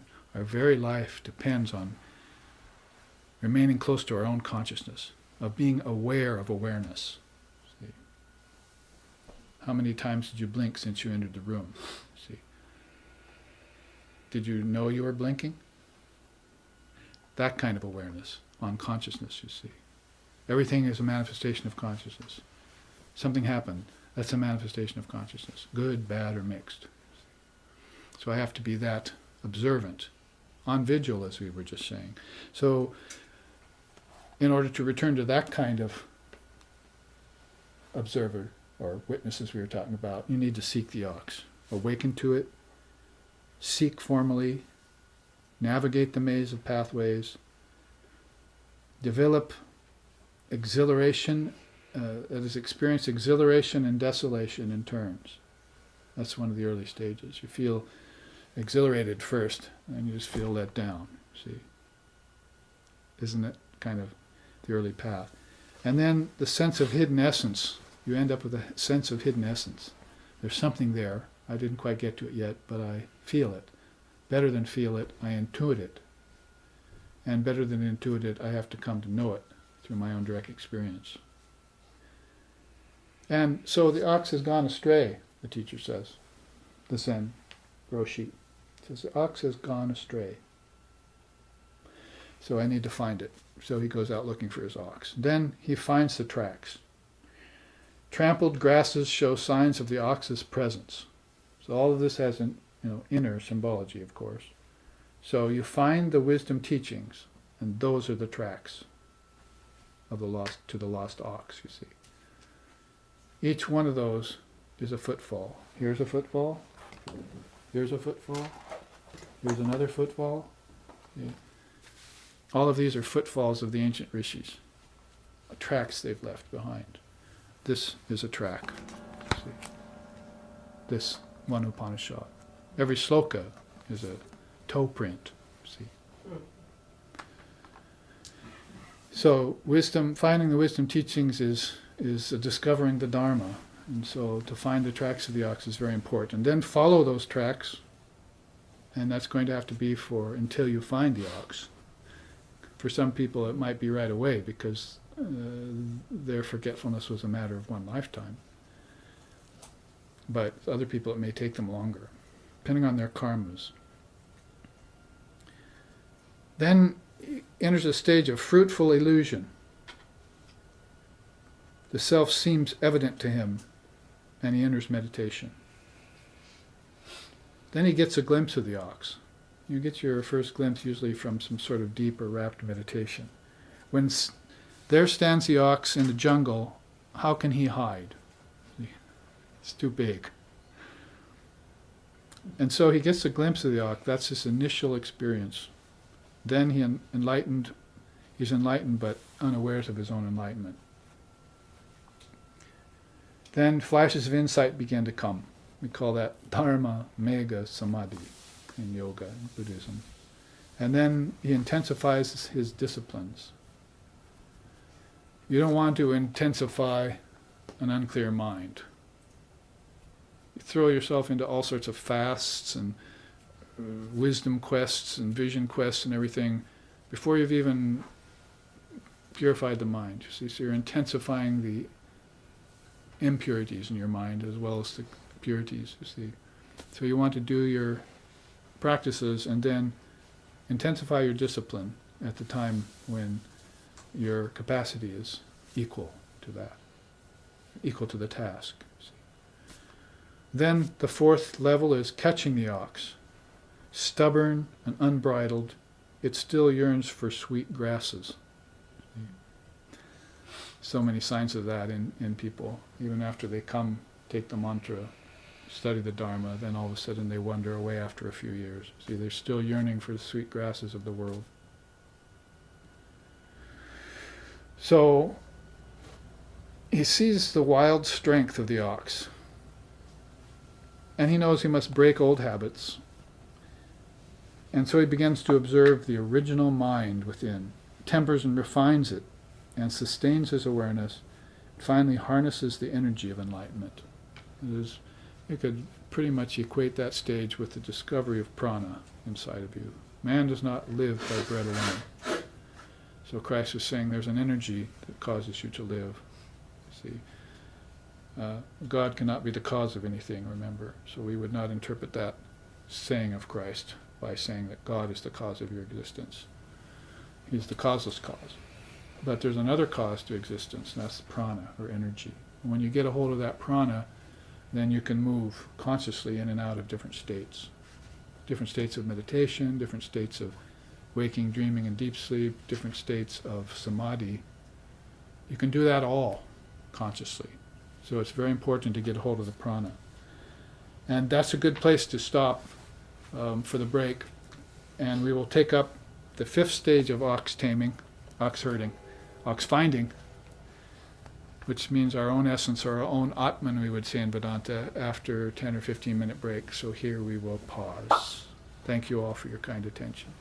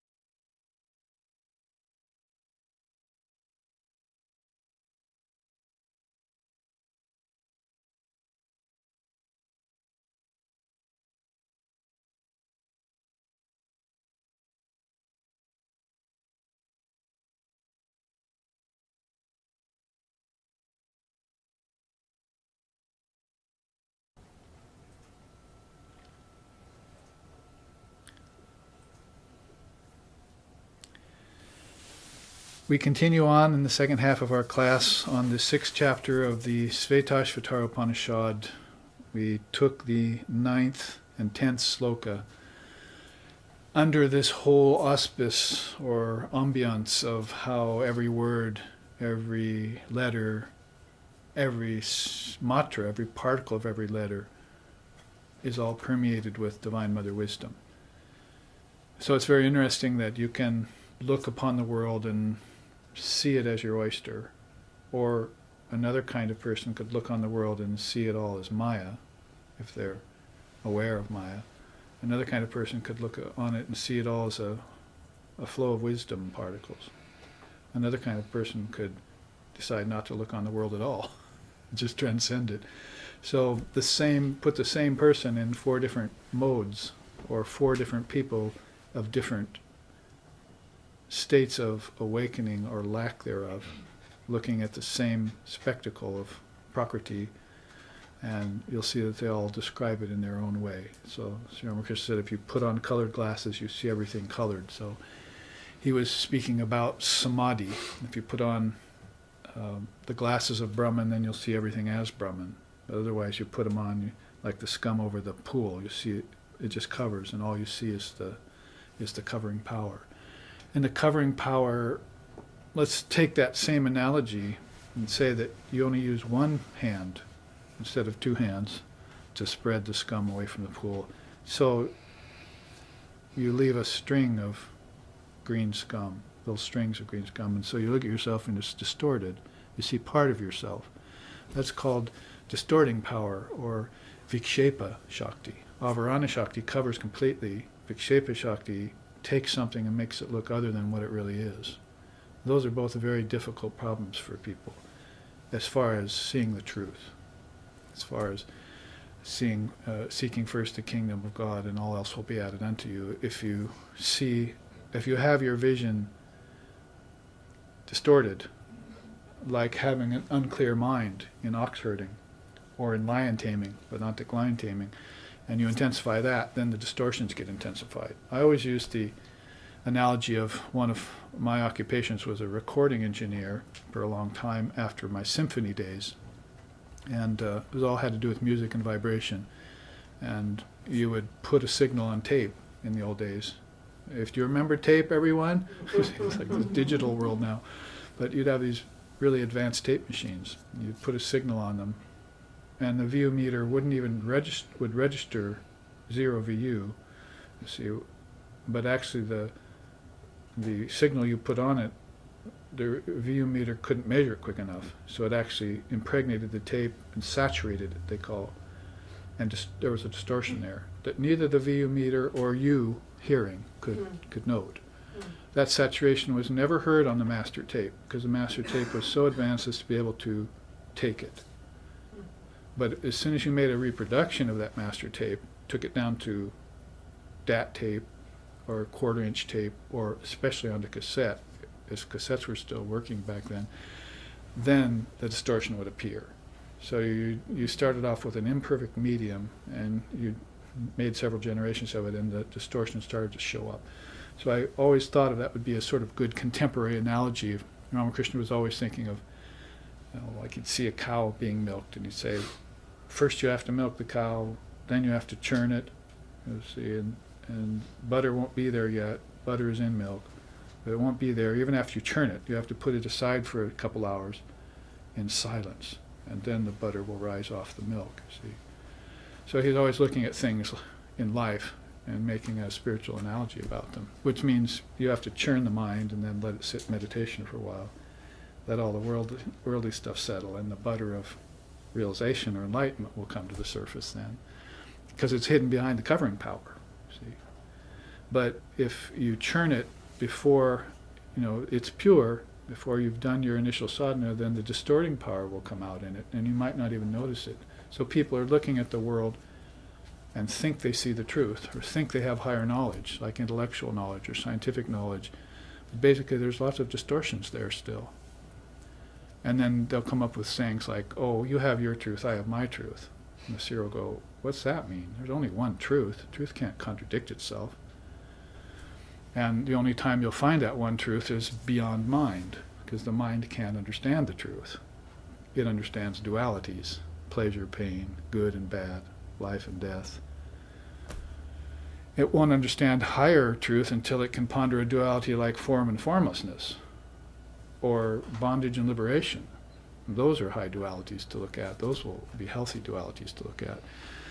So until then, you have to make sure that there's no distortion in the mind, which is that teaching in yoga about intensifying a pure mind. After you've done your sadhana, don't intensify an impure mind. You get back manyfold what you offer to God. See, well, what if you offered God just bullshit of your mind? It gets intensified and put back on you manyfold. You see, so you only want to offer the most pure, you see, the most pure aspects of your mind, and then so you have to make sure that they're pure. So that's been what this teaching has been conveying to us, the covering power and the distorting power. Remember, there's a third kind of power. It's called the revelatory power, prakasha shakti. That's what you want.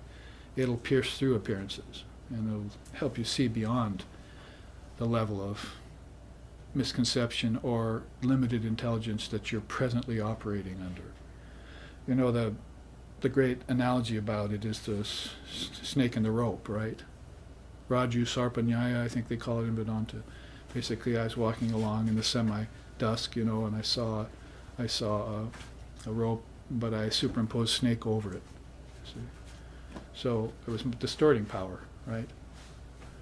Yeah. So I superimposed a snake over the rope. It was never a snake, but I thought it was a snake. Therefore, I jumped back, and my heart palpitated, and I suffered till I realized it was really a rope. It never was a snake. So one of our friends recently told a story about that. I said, I ran into a friend, and he was pale, white as a sheet. I said, what happened to you? And he said, well, I was walking along, and I saw a rope, but I thought it was a snake. So I reached down to pick up a stick to beat that rope that I thought was a snake. And it turned out that the stick was the snake.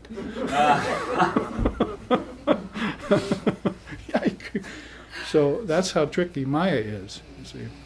And our great friend John Dobson, who just passed, the great astronomer, Vedantic Swami for a while, this combination of great things that John was. We just did a beautiful write-up of him. Paravasta and Anurag and others contributed to this nice write-up of John Dobson in memoriam. And he was that way. He was always talking about the snake and the rope, but he was always saying they always talk about that in terms of the veiling power and the covering power, but nobody ever brings in the revelatory power into the quotient. As if they're always cautioning you but never really giving you the real solution to it. And that is transmuting poison to nectar, you see, is to bring in the revelatory power. And so that's mother, you know, and revelation has always been aligned with the scriptures. If you see a burning bush like Moses did, or you see Christ on the road to Damascus as Paul did, you know, that's a vision, you see, that you're getting, a revelatory power of a vision.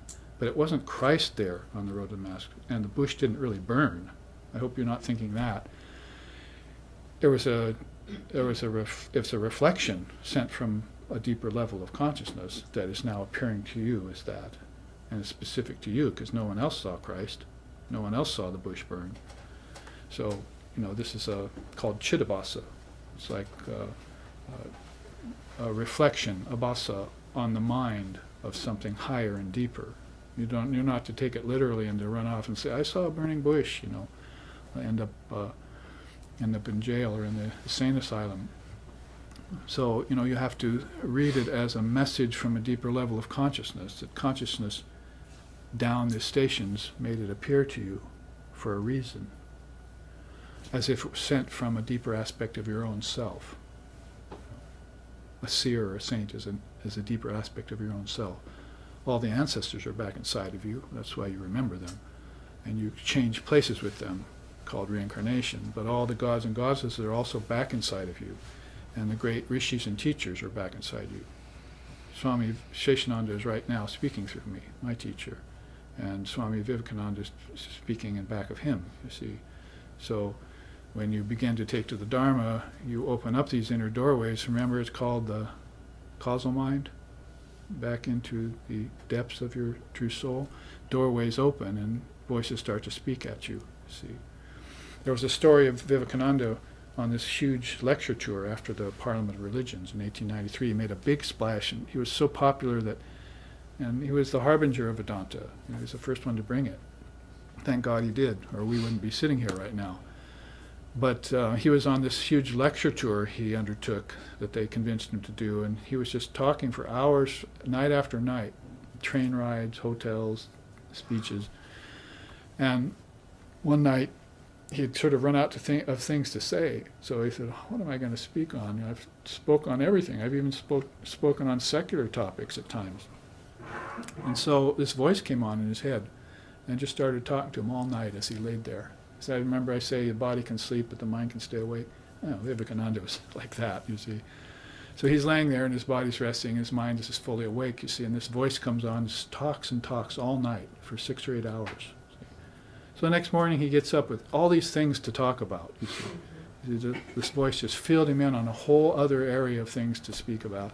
He walks out the door and runs into his neighbor in the hotel, or the place he was staying in, who he has talked with before. And the man turns to him and says, Swamiji, who is that talking to you all night? So sometimes the voice inside can get so powerful that it can affect a person nearby you. They can also sort of by, how they call it, vicariously get a sort of vision that you share a vision that you had, or go deep into a certain insight because you've been deep in it, as if disease isn't the only thing that's contagious. So is health, so is spirituality. So that kind of thing is very, very beautiful. It's very peculiar to Vedanta. It's very specific to Indian darshan, is that this teaching of covering power, distorting power, and revelatory power. It's like the 3 gunas, and we just read about them, right? There was one sloka on them. So it's tamas is covering, rajas is distorting, and sattva is revelatory. Tamas is slothfulness, rajas is frenetic activity that you can't stop, and then sattva is balance, peace. It's not yet the peace that passes all understanding, but it is a type of peace that you get that's equated with health and happiness. So it's a gold chain. Iron chain and gold chain both bind. So you don't want any chains. Ultimately, you want to go beyond balance too. Is the beautiful teaching. So these are the kind of teachings that are indigenous to the soil of Vedanta, and that we end up talking about a lot. And each time we do, we may have heard them before and we may know them, but you hear them in any given state of mind. A month later, 2 months later, a year later, or so forth. All of a sudden, that opening, that revelatory power comes to the fore, and you have an opening. See, and you walk out of the ashram or away from your study with that, or your meditation. See, and that's transformation going on in the mind. Real transformation, as real as it can get. Because Brahman doesn't transform, you see. It doesn't need transformation. It's already pure and perfect. Sadanga yoga natu naiva shuddham. Guru padesha natu naiva shuddham. Manavanasha natu naiva shuddham, scriptures say. The soul does not get purified by the 8-limbed yoga. The soul does not get purified by touching the Guru's feet. The soul does not get purified by eradicating the vibrations of the mind. The soul is already pure. So all these things we do, touch the Guru's feet, go on pilgrimage, become a vegetarian, say the mantra, whatever it is that we're doing as a practice, study the scriptures, it doesn't purify the soul. It purifies the mind. And when the mind gets pure, it will see the soul. That's the beauty of spiritual practice. It has to be kept in mind. Nothing is changing. Reality doesn't change. And you are that reality. You're not your mind, just like you're not your body. I hope you've realized that by now, you see. You're not your senses. You're not the objects. You can't mix with them, oil and water style, for very long. You can just associate with them and draw back. So when you put it in terms of veiling, distorting, and revelatory power, it's a beautiful teaching, and it's not weighted down by ritual or by conventional religion or any of those weights that, intellectual learning and so forth. It's just fresh, always fresh, the Vedanta. And it should be kept that way. Sri Ramakrishna used to say, good teachers, they cut off the head and tail and present you just the body of the fish. See? Others might give you the guts and intestines, and the head. And I do it this. See? Fish head soup. Or maybe just the scales. But a good teacher will cut off the head and tail and give you the body. So the essences of Vedanta, it always has to be given. And there is no practice of Vedanta. There's only practice of yoga and practice of ritual and other practices. But Vedanta is not a practice. It's the truth. And it needs to be expressed that way, the way the Upanishads do, the way the Bhagavad Gita does, the way the Brahma Sutras do, the way the Ashtavakra Samhita did. And that's the scripture I just quoted from. You cannot get pure by any of those other mechanisms because you're already pure. Start thinking that way now. You've done enough physical asanas, twisting yourself into pretzel shapes, and it's not going to do you any good for enlightenment. So now take a mental asana. I am Atma Brahmasana. This self is Brahman. See? Think that way. This self is Brahman. That's my mental position now. From now on, no wooden nickels, no imitations, no pretenders to the throne, no imitations. I'm taking the non-dual position and I'm keeping it. Come what may. And then see what poisons your ego throws up. Deal with them, you see. That's the quickest way to bring the ego out of hiding, is to usurp its power. Isn't it? Yeah, just usurp its power. To see who's the real ruler here. Will the real king please stand up? Let's go on to another oh no, let's not. Let's finish this. But actually this next sloka is equated with this. God, who is one only, is hidden in all things and all beings. God is all-pervasive and is the inner self of all creatures. It presides over all actions, and all beings reside in it. I'm replacing he with it because it's genderless. It is the witness, it is pure consciousness, free from the three gunas of nature. There you are again, covering, distorting, and revealing power. It's beyond the need for revelation. See? It is the one who gives revelation to others. That's the formless light of intelligence, or Sat-Chitananda. They used to call that beautiful word for God in Sanskrit, Sat-Chitananda. See, one school of thought said, God is existence. You don't have to argue whether God exists or not. It is existence. Another school comes along. That's very nice, but I think God is wisdom, is intelligence, Chit. There's Chit above us, there's Chit below us, there's Chit on all sides. We are full of Chit. And see, that's fine too, but let's call God Ananda, another school says. Bliss. I think it's bliss. I think it's love. I think it's devotion. So then one thinker got together, like say Ramakrishna Paramahamsa, said, you're all right. Let's put them all together. Let's call it Satchidananda. Pure existence, pure knowledge, and pure bliss. So Satchidananda ends up being one of the very best appellations for God. Best assignments. If God is nameless and formless, then any name we do select for that God better be very fine indeed. Offer him the best, right? So that has to do with this, because we are talking about covering power here, and we've lost it, right? We've lost the ox Atman, the oxman. And now we're finding the tracks. We glimpse the ox.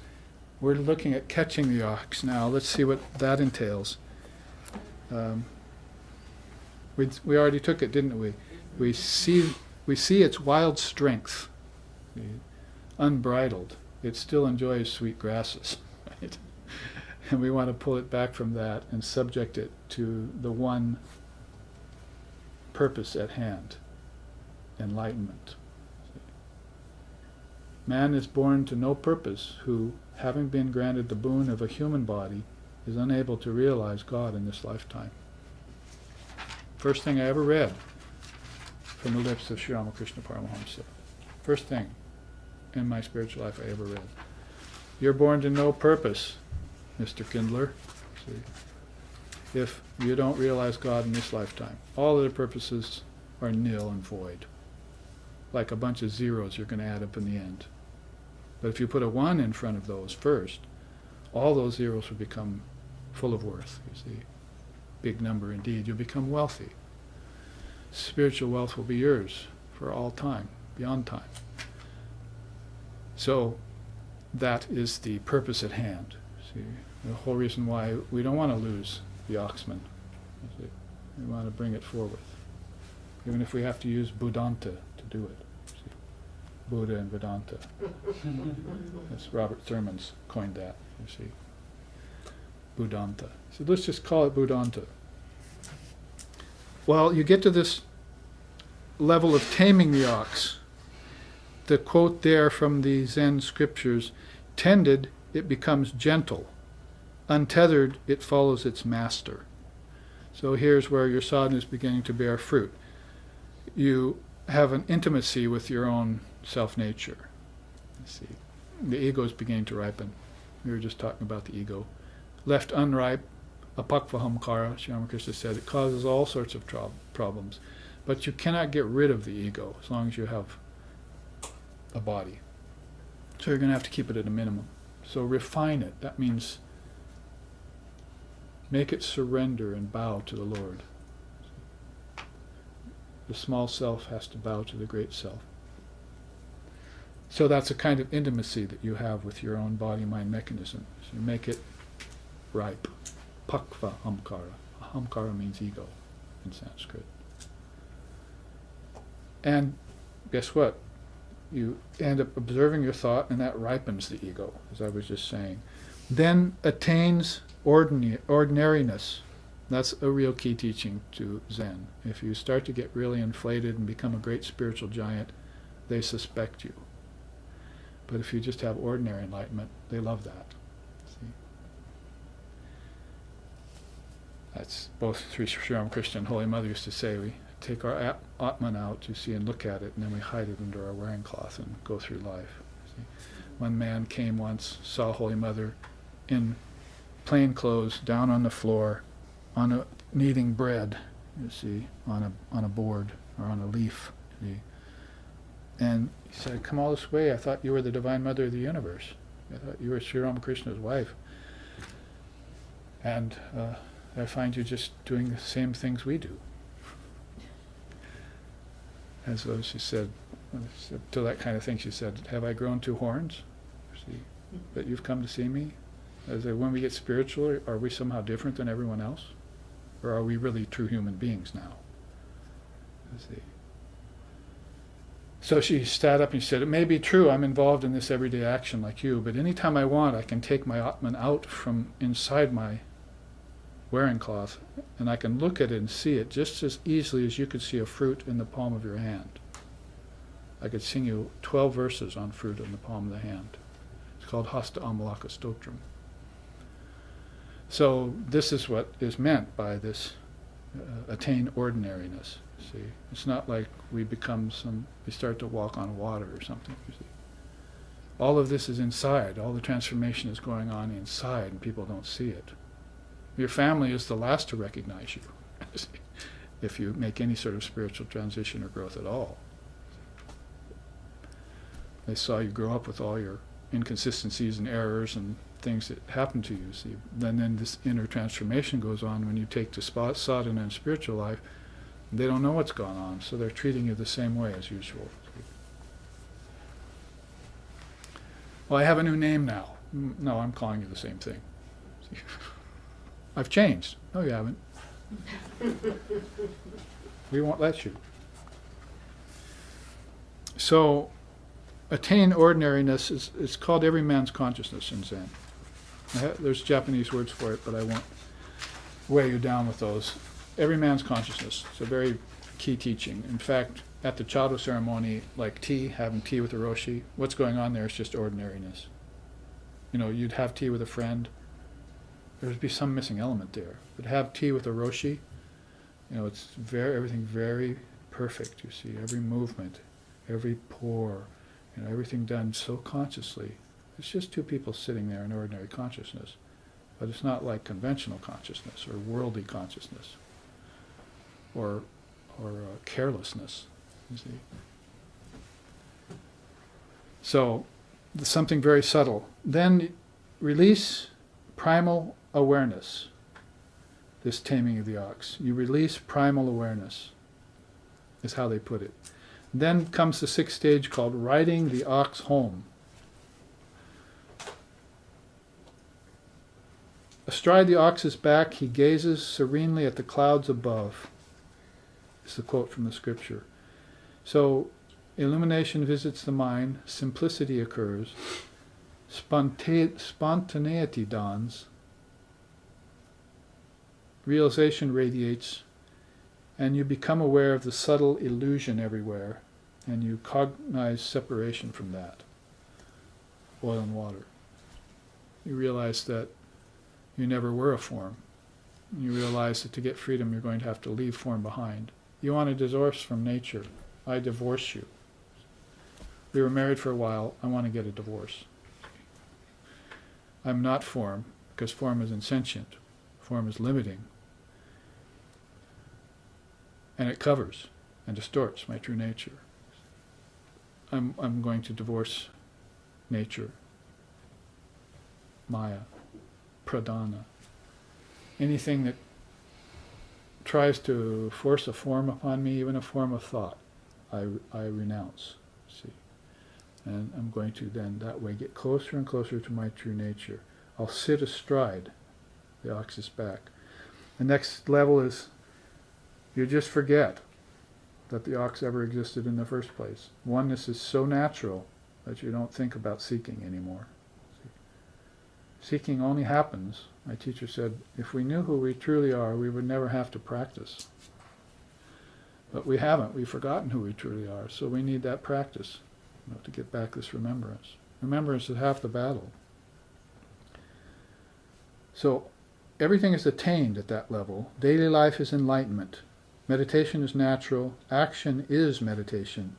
Infinite peace visits you, and you even have the bliss of two-ness. The ox has now vanished, and alone and serene sits the man. He doesn't worry about it being lost. He doesn't have to seek it, find its tracks, glimpse it, tame it, or anything. The battle has been won. That's one of the great teachings of Srimad Devi Bhagavatam. The battle has already been won. Why are you worried? So now you've reached that level, now recognize it. Add it to your stash of merits. See? I have attained. I wanted to add all the Boy Scout merits to my stash when I was in high school, you see. So first was canoeing, you see. Then was archery. And then was health. Oh, that sounds like Ram. I think I'll stop there. Good archer.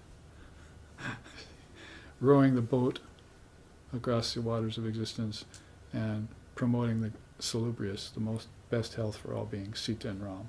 I don't think I need to go any further. Took off the whole sash.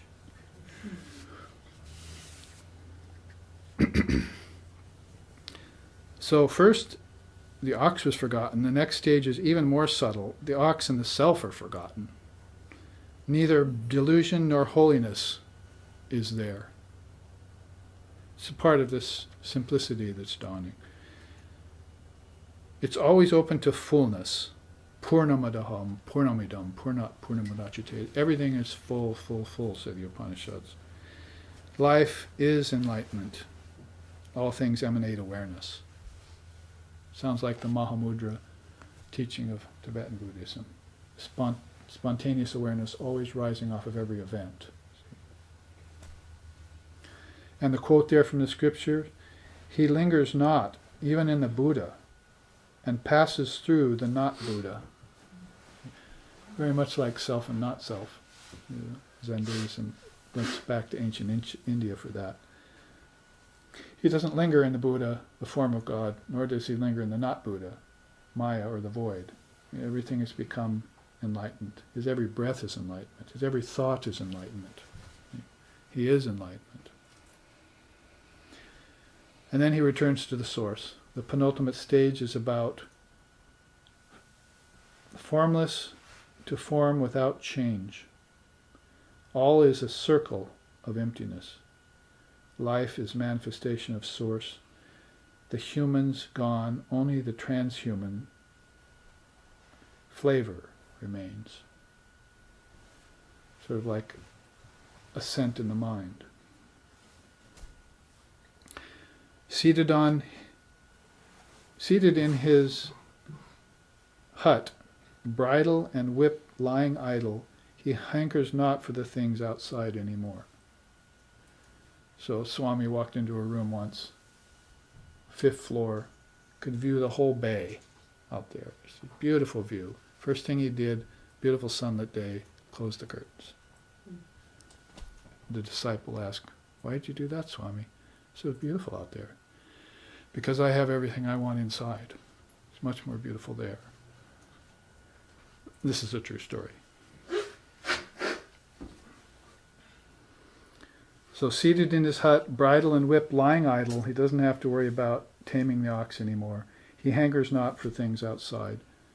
And then, in a very unique move in Zen, and also would be true of Advaita Vedanta, entering the marketplace with helping hands is the final state. He comes back out of formlessness, fully enlightened, for the amelioration of all living beings. Perfect emptiness in action he executes. Transforms poison into nectar. Stripped of powers, causes all to bloom with the highest potential. The quote is, "The gate of the hut is closed, and even the wise cannot find him anymore." And all of these symbols are original ox-herding symbols from the tradition. And when it gets to here, see, it's a closed circle. Nobody can find him anymore. But he comes to the marketplace with open hands, see. He doesn't end up as a closed quotient. He leaves that possibility of opening, so he can come in and out of form. You see, return to the source. From formless to form and back again, all without changing. He doesn't see any difference from embodiment and non-embodiment. He doesn't see any difference between enlightenment and bondage. Nirvana has become samsara, and samsara has become nirvana. They were only helpful as terms along the way, so that he could make the right distinction. But now he's sitting in his essence, and those distinctions disappear. And he's living in that sahaja samadhi, we call it in Vedanta. Natural enlightenment. Sahaja samadhi. So we visit our spiritual brothers and sisters in the Zen tradition for those teachings. If you want to review that, it's one of the chapters of Lex Hickson's book, Coming Home. Probably copies here. If not, you can certainly find one. You can put it in terms of ox herding. You could put it this way too. No, no, chalo nija liketane shamshara videshe videshe reveshe brahmo kino karane mano chalo nija liketane.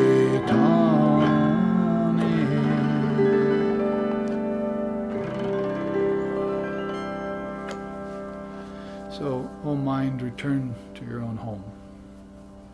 You're a stranger in this foreign land. You're a foreigner here.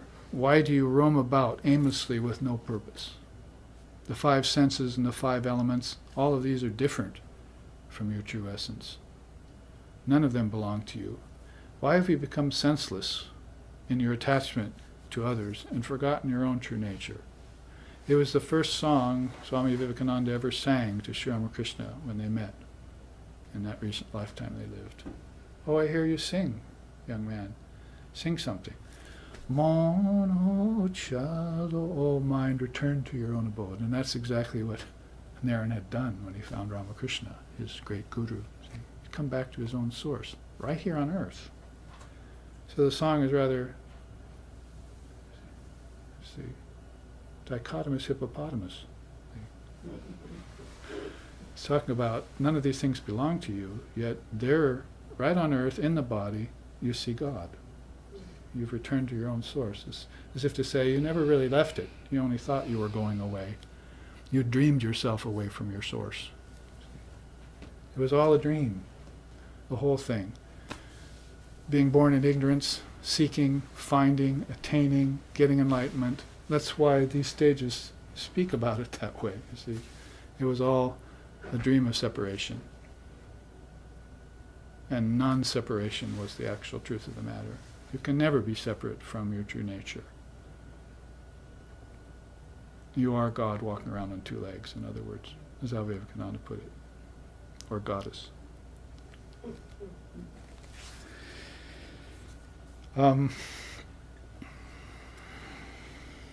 About 20 minutes left.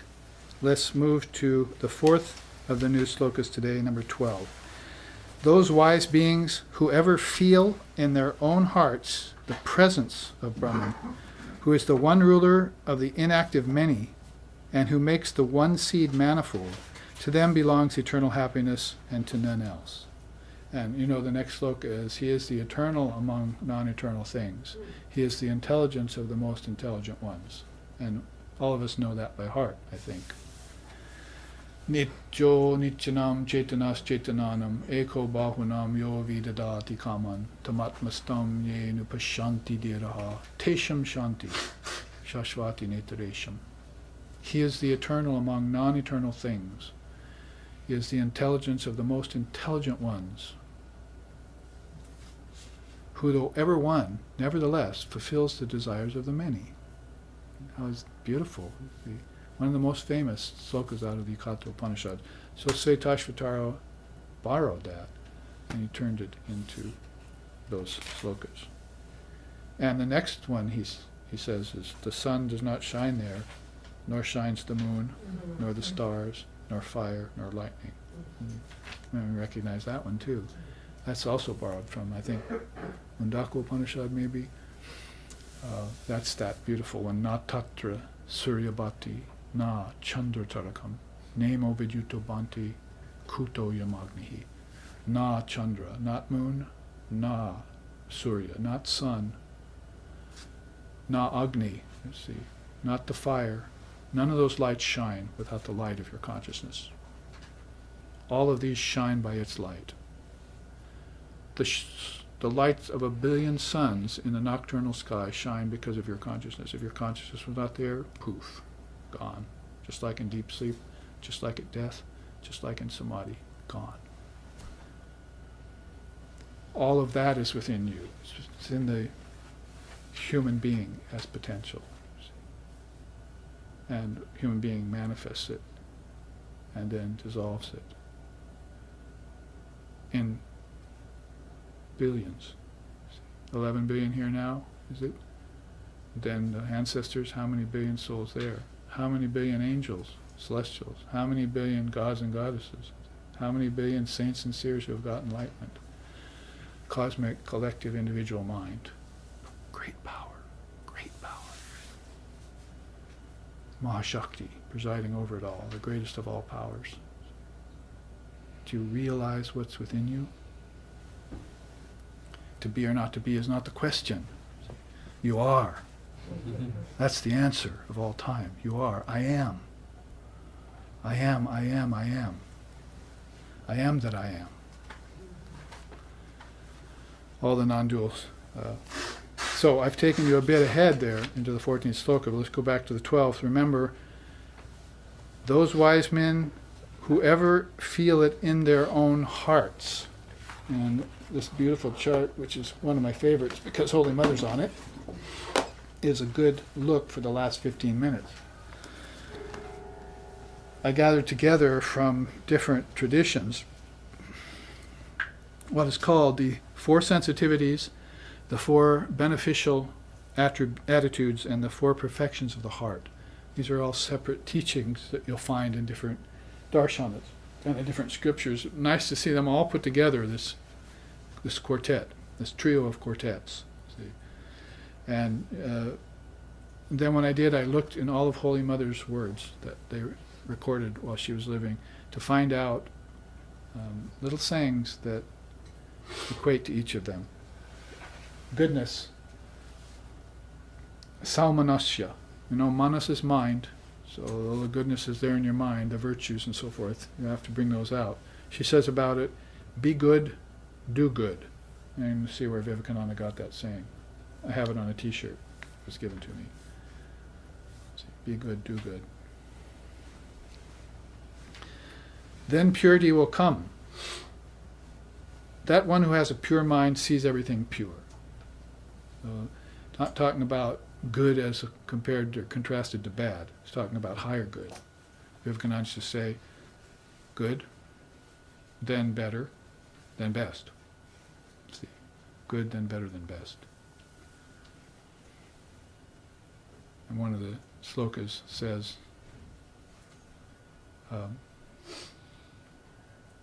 hearing about Brahman is good. Meditating on Brahman is better.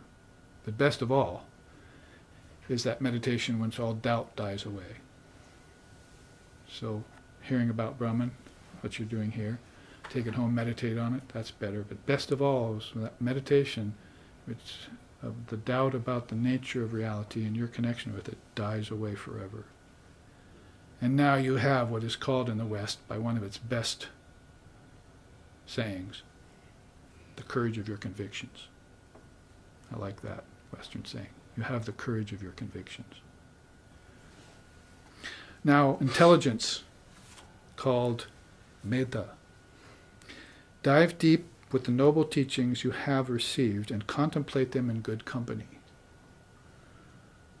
Don't wander away from the Dharma on the pretext that you know it already.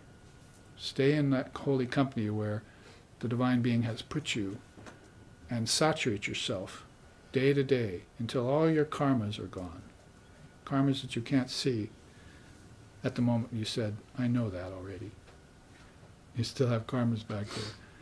Let the Dharma mature in you. Let your mind get refined. Let your ego ripen. See? And do that all in good company. So spend time in holy company, sadhu sat sangha, and listen to the teachings and contemplate them. Shruti, Yukti, and Anubhava, or Shravana, Manana, Nidijasana. These are great teachings. They call those the 3 proofs of truth. Compassion is one of the 4 sensitivities. Daya. I do not know anyone, not even an insect, for whom I do not feel compassion. Really wretched is the soul from whom Holy Mother would not feel compassion. Really wretched, you see. She had compassion for everything. Somebody was stepping on ants once, and she said, oh, don't do that. See, I see Ramakrishna's face in every ant. Don't do that. There's a sloka about her and her compassion that goes, Devim prasanam pranatarti hantrim Yogendra pujam jugadharma patrim tam sharadam bhakti vijnana datrim daya swarupam pranamami nityam.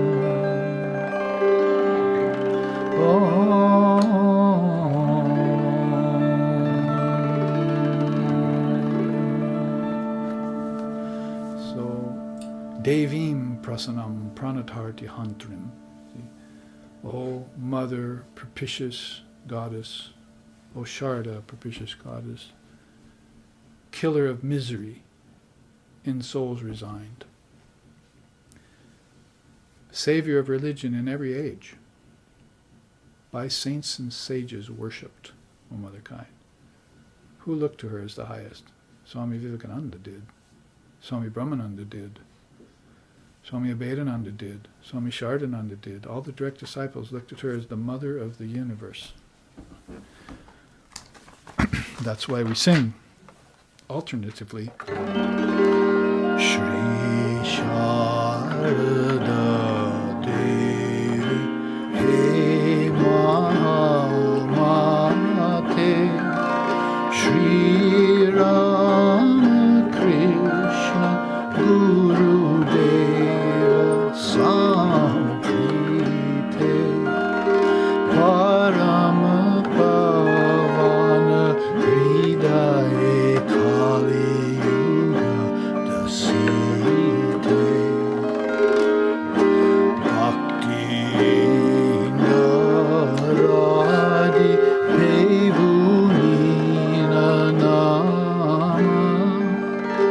Shri Sharada Devi He Mahamate Shri Rama Krishna Guru Deva Samprite.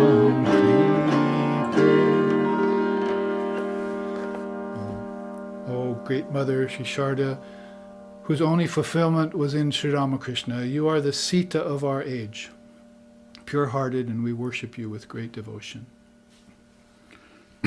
Parama Pavana Hridaya Kali Yuga Dasite. You are Kali, you are Durga, you are Sita. You are the Divine Mother of this age. You manifest all the goddesses within you. So that's how they're thinking about this great Mother of the worlds, who now has 5 million beings looking to her as the Divine Mother on earth, see, in her recent incarnation. She is Sita, she is Radha. See. But Sita and Radha were mere consorts of Ram and Krishna.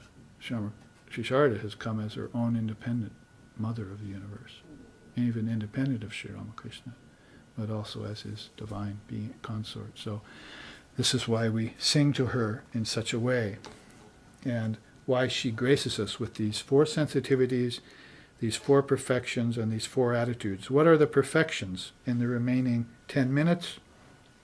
Faith is one of them, Shraddha. One must have faith in one's teacher, for therein lies one's chance for salvation. So stay close to the teacher is very important. Benevolence. Be benevolent to all. Do not find fault. Remember even a trifle done on your behalf. She used to say that if you do 999 good things for a person and 1 bad thing, they'll remember the 1 bad thing. That's human nature. So remember even a trifle done on your behalf, she says. Be that selfless and be that benevolent. Radiance is there, tejas. Some are born with the quality of light. They have wisdom from their very birth.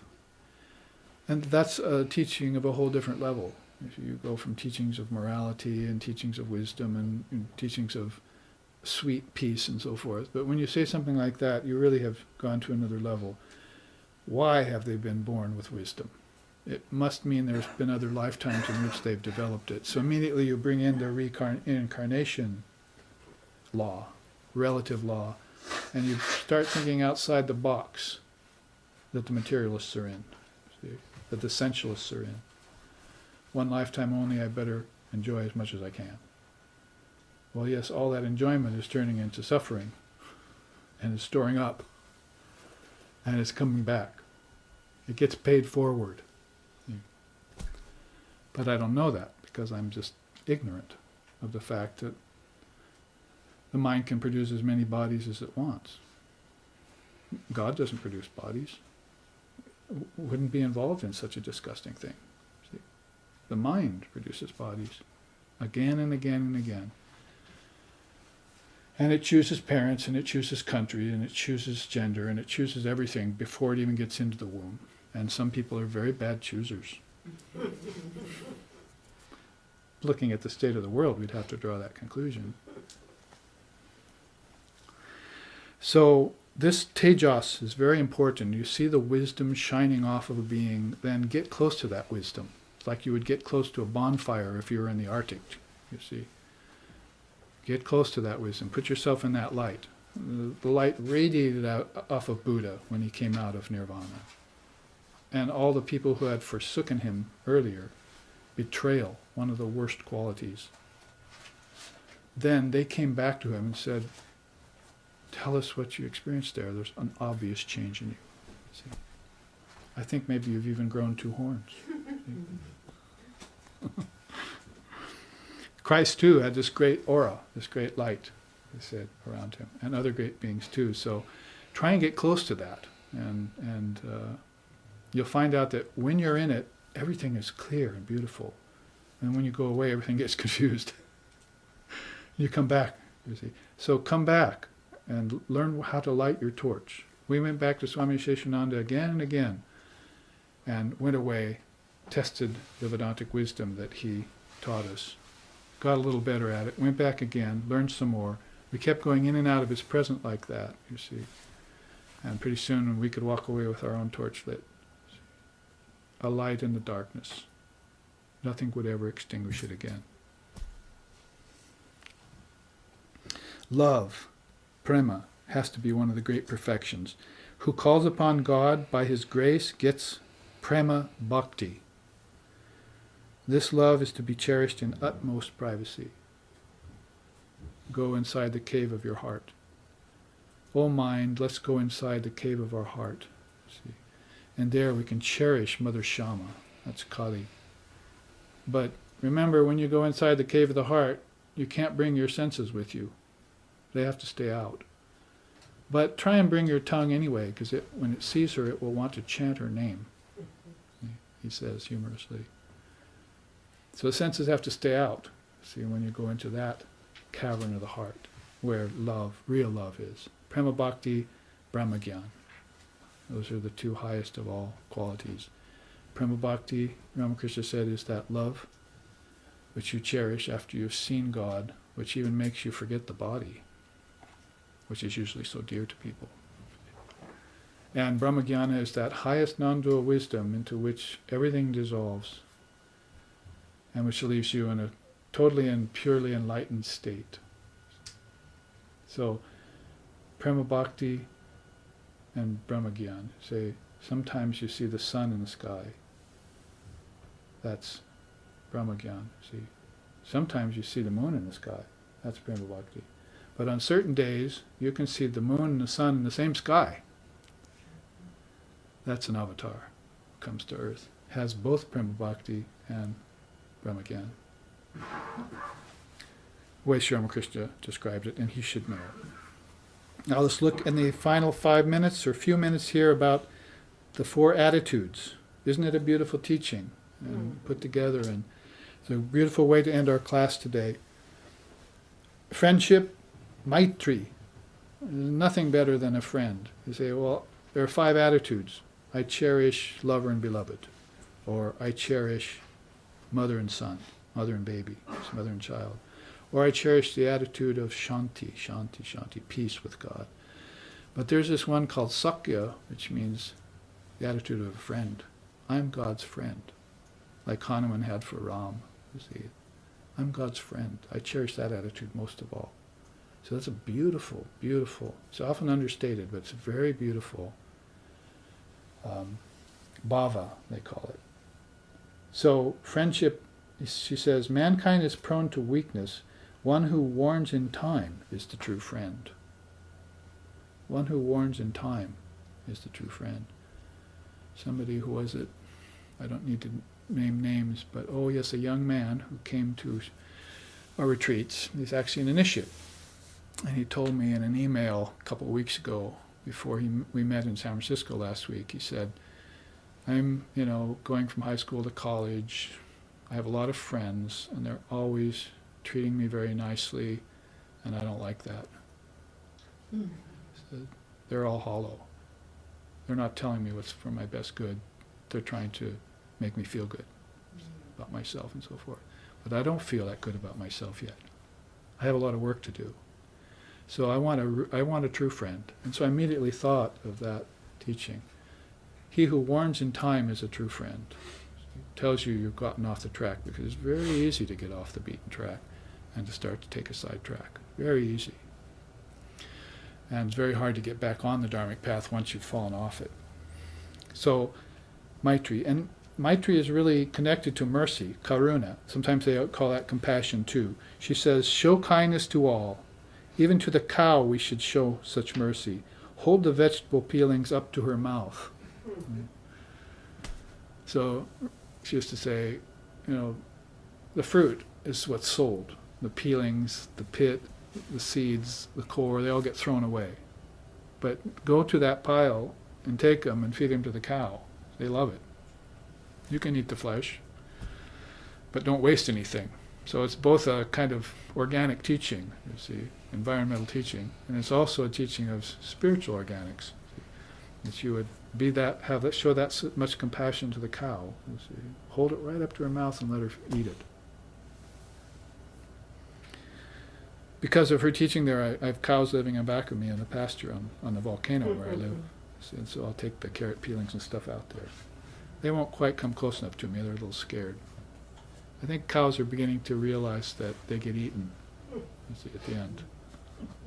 The psyche of a cow is beginning to develop a samskara about the butcher house, you see. Too many of them have died. So they're a little skittish of humans. Unless you have sweetened rice, oats there, you see. Then they don't even fear death for that. One taste of that, they'll come running. Now, positivity is the penultimate one, mudita. Prema mudita manase kaho rama rama ram, Shri Rama Rama Ram, Shri Rama Rama Ram, prema. That is, we just talk about prema bhakti. So this mudita is this joy or this positivity one has. The purpose of one's life is fulfilled when one is able to bring joy to others. In other words, to be selfless rather than selfish. That's a good way out of a lot of problems. It's a kind of karma yoga path where if you feel really inadequate and you can't find your own happiness, then use your life to serve others.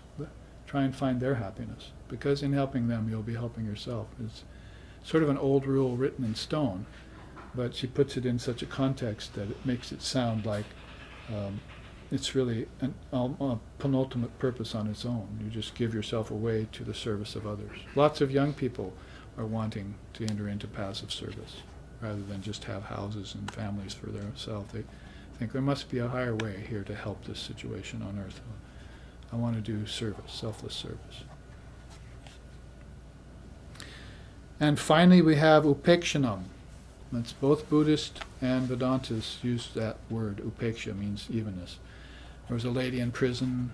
I gave the teachings to a bunch of women there for a long time. I still am. I'm doing it tomorrow night, in fact. And one of them heard that word upekshanam. She came up afterwards and said, can I have the spelling? So I wrote it down. She pinned that on the wall of her cell. And that word was like her word from then on. So she came out of prison and took initiation, and we named her Upekshini, right? The goddess of equanimity. Holy Mother says about it, the body changes, but the Atman remains the same. So please try to practice a little detachment. If you need to borrow that for a while, I can give it to you. Oil and water bottle. Watch it separate, shake it again, watch it separate. Do that all day till you get the idea. I think I need to detach from nature, from matter, from objects, you see. I need a little distance. I need a little peace in my life. So that is our teaching of the Svetashvatara Upanisad in these 4 or 5 slokas. So let's keep track of that. We did 9, 10, 11, and 12. We haven't finished 12. I want to show you tomorrow the paths of action and inaction. Will be the first teaching we take up tomorrow. Show the difference between meditation, Jnana Yoga, and Karma Yoga action, and how they actually work together in a very beautiful way. So here, let's end with a chant.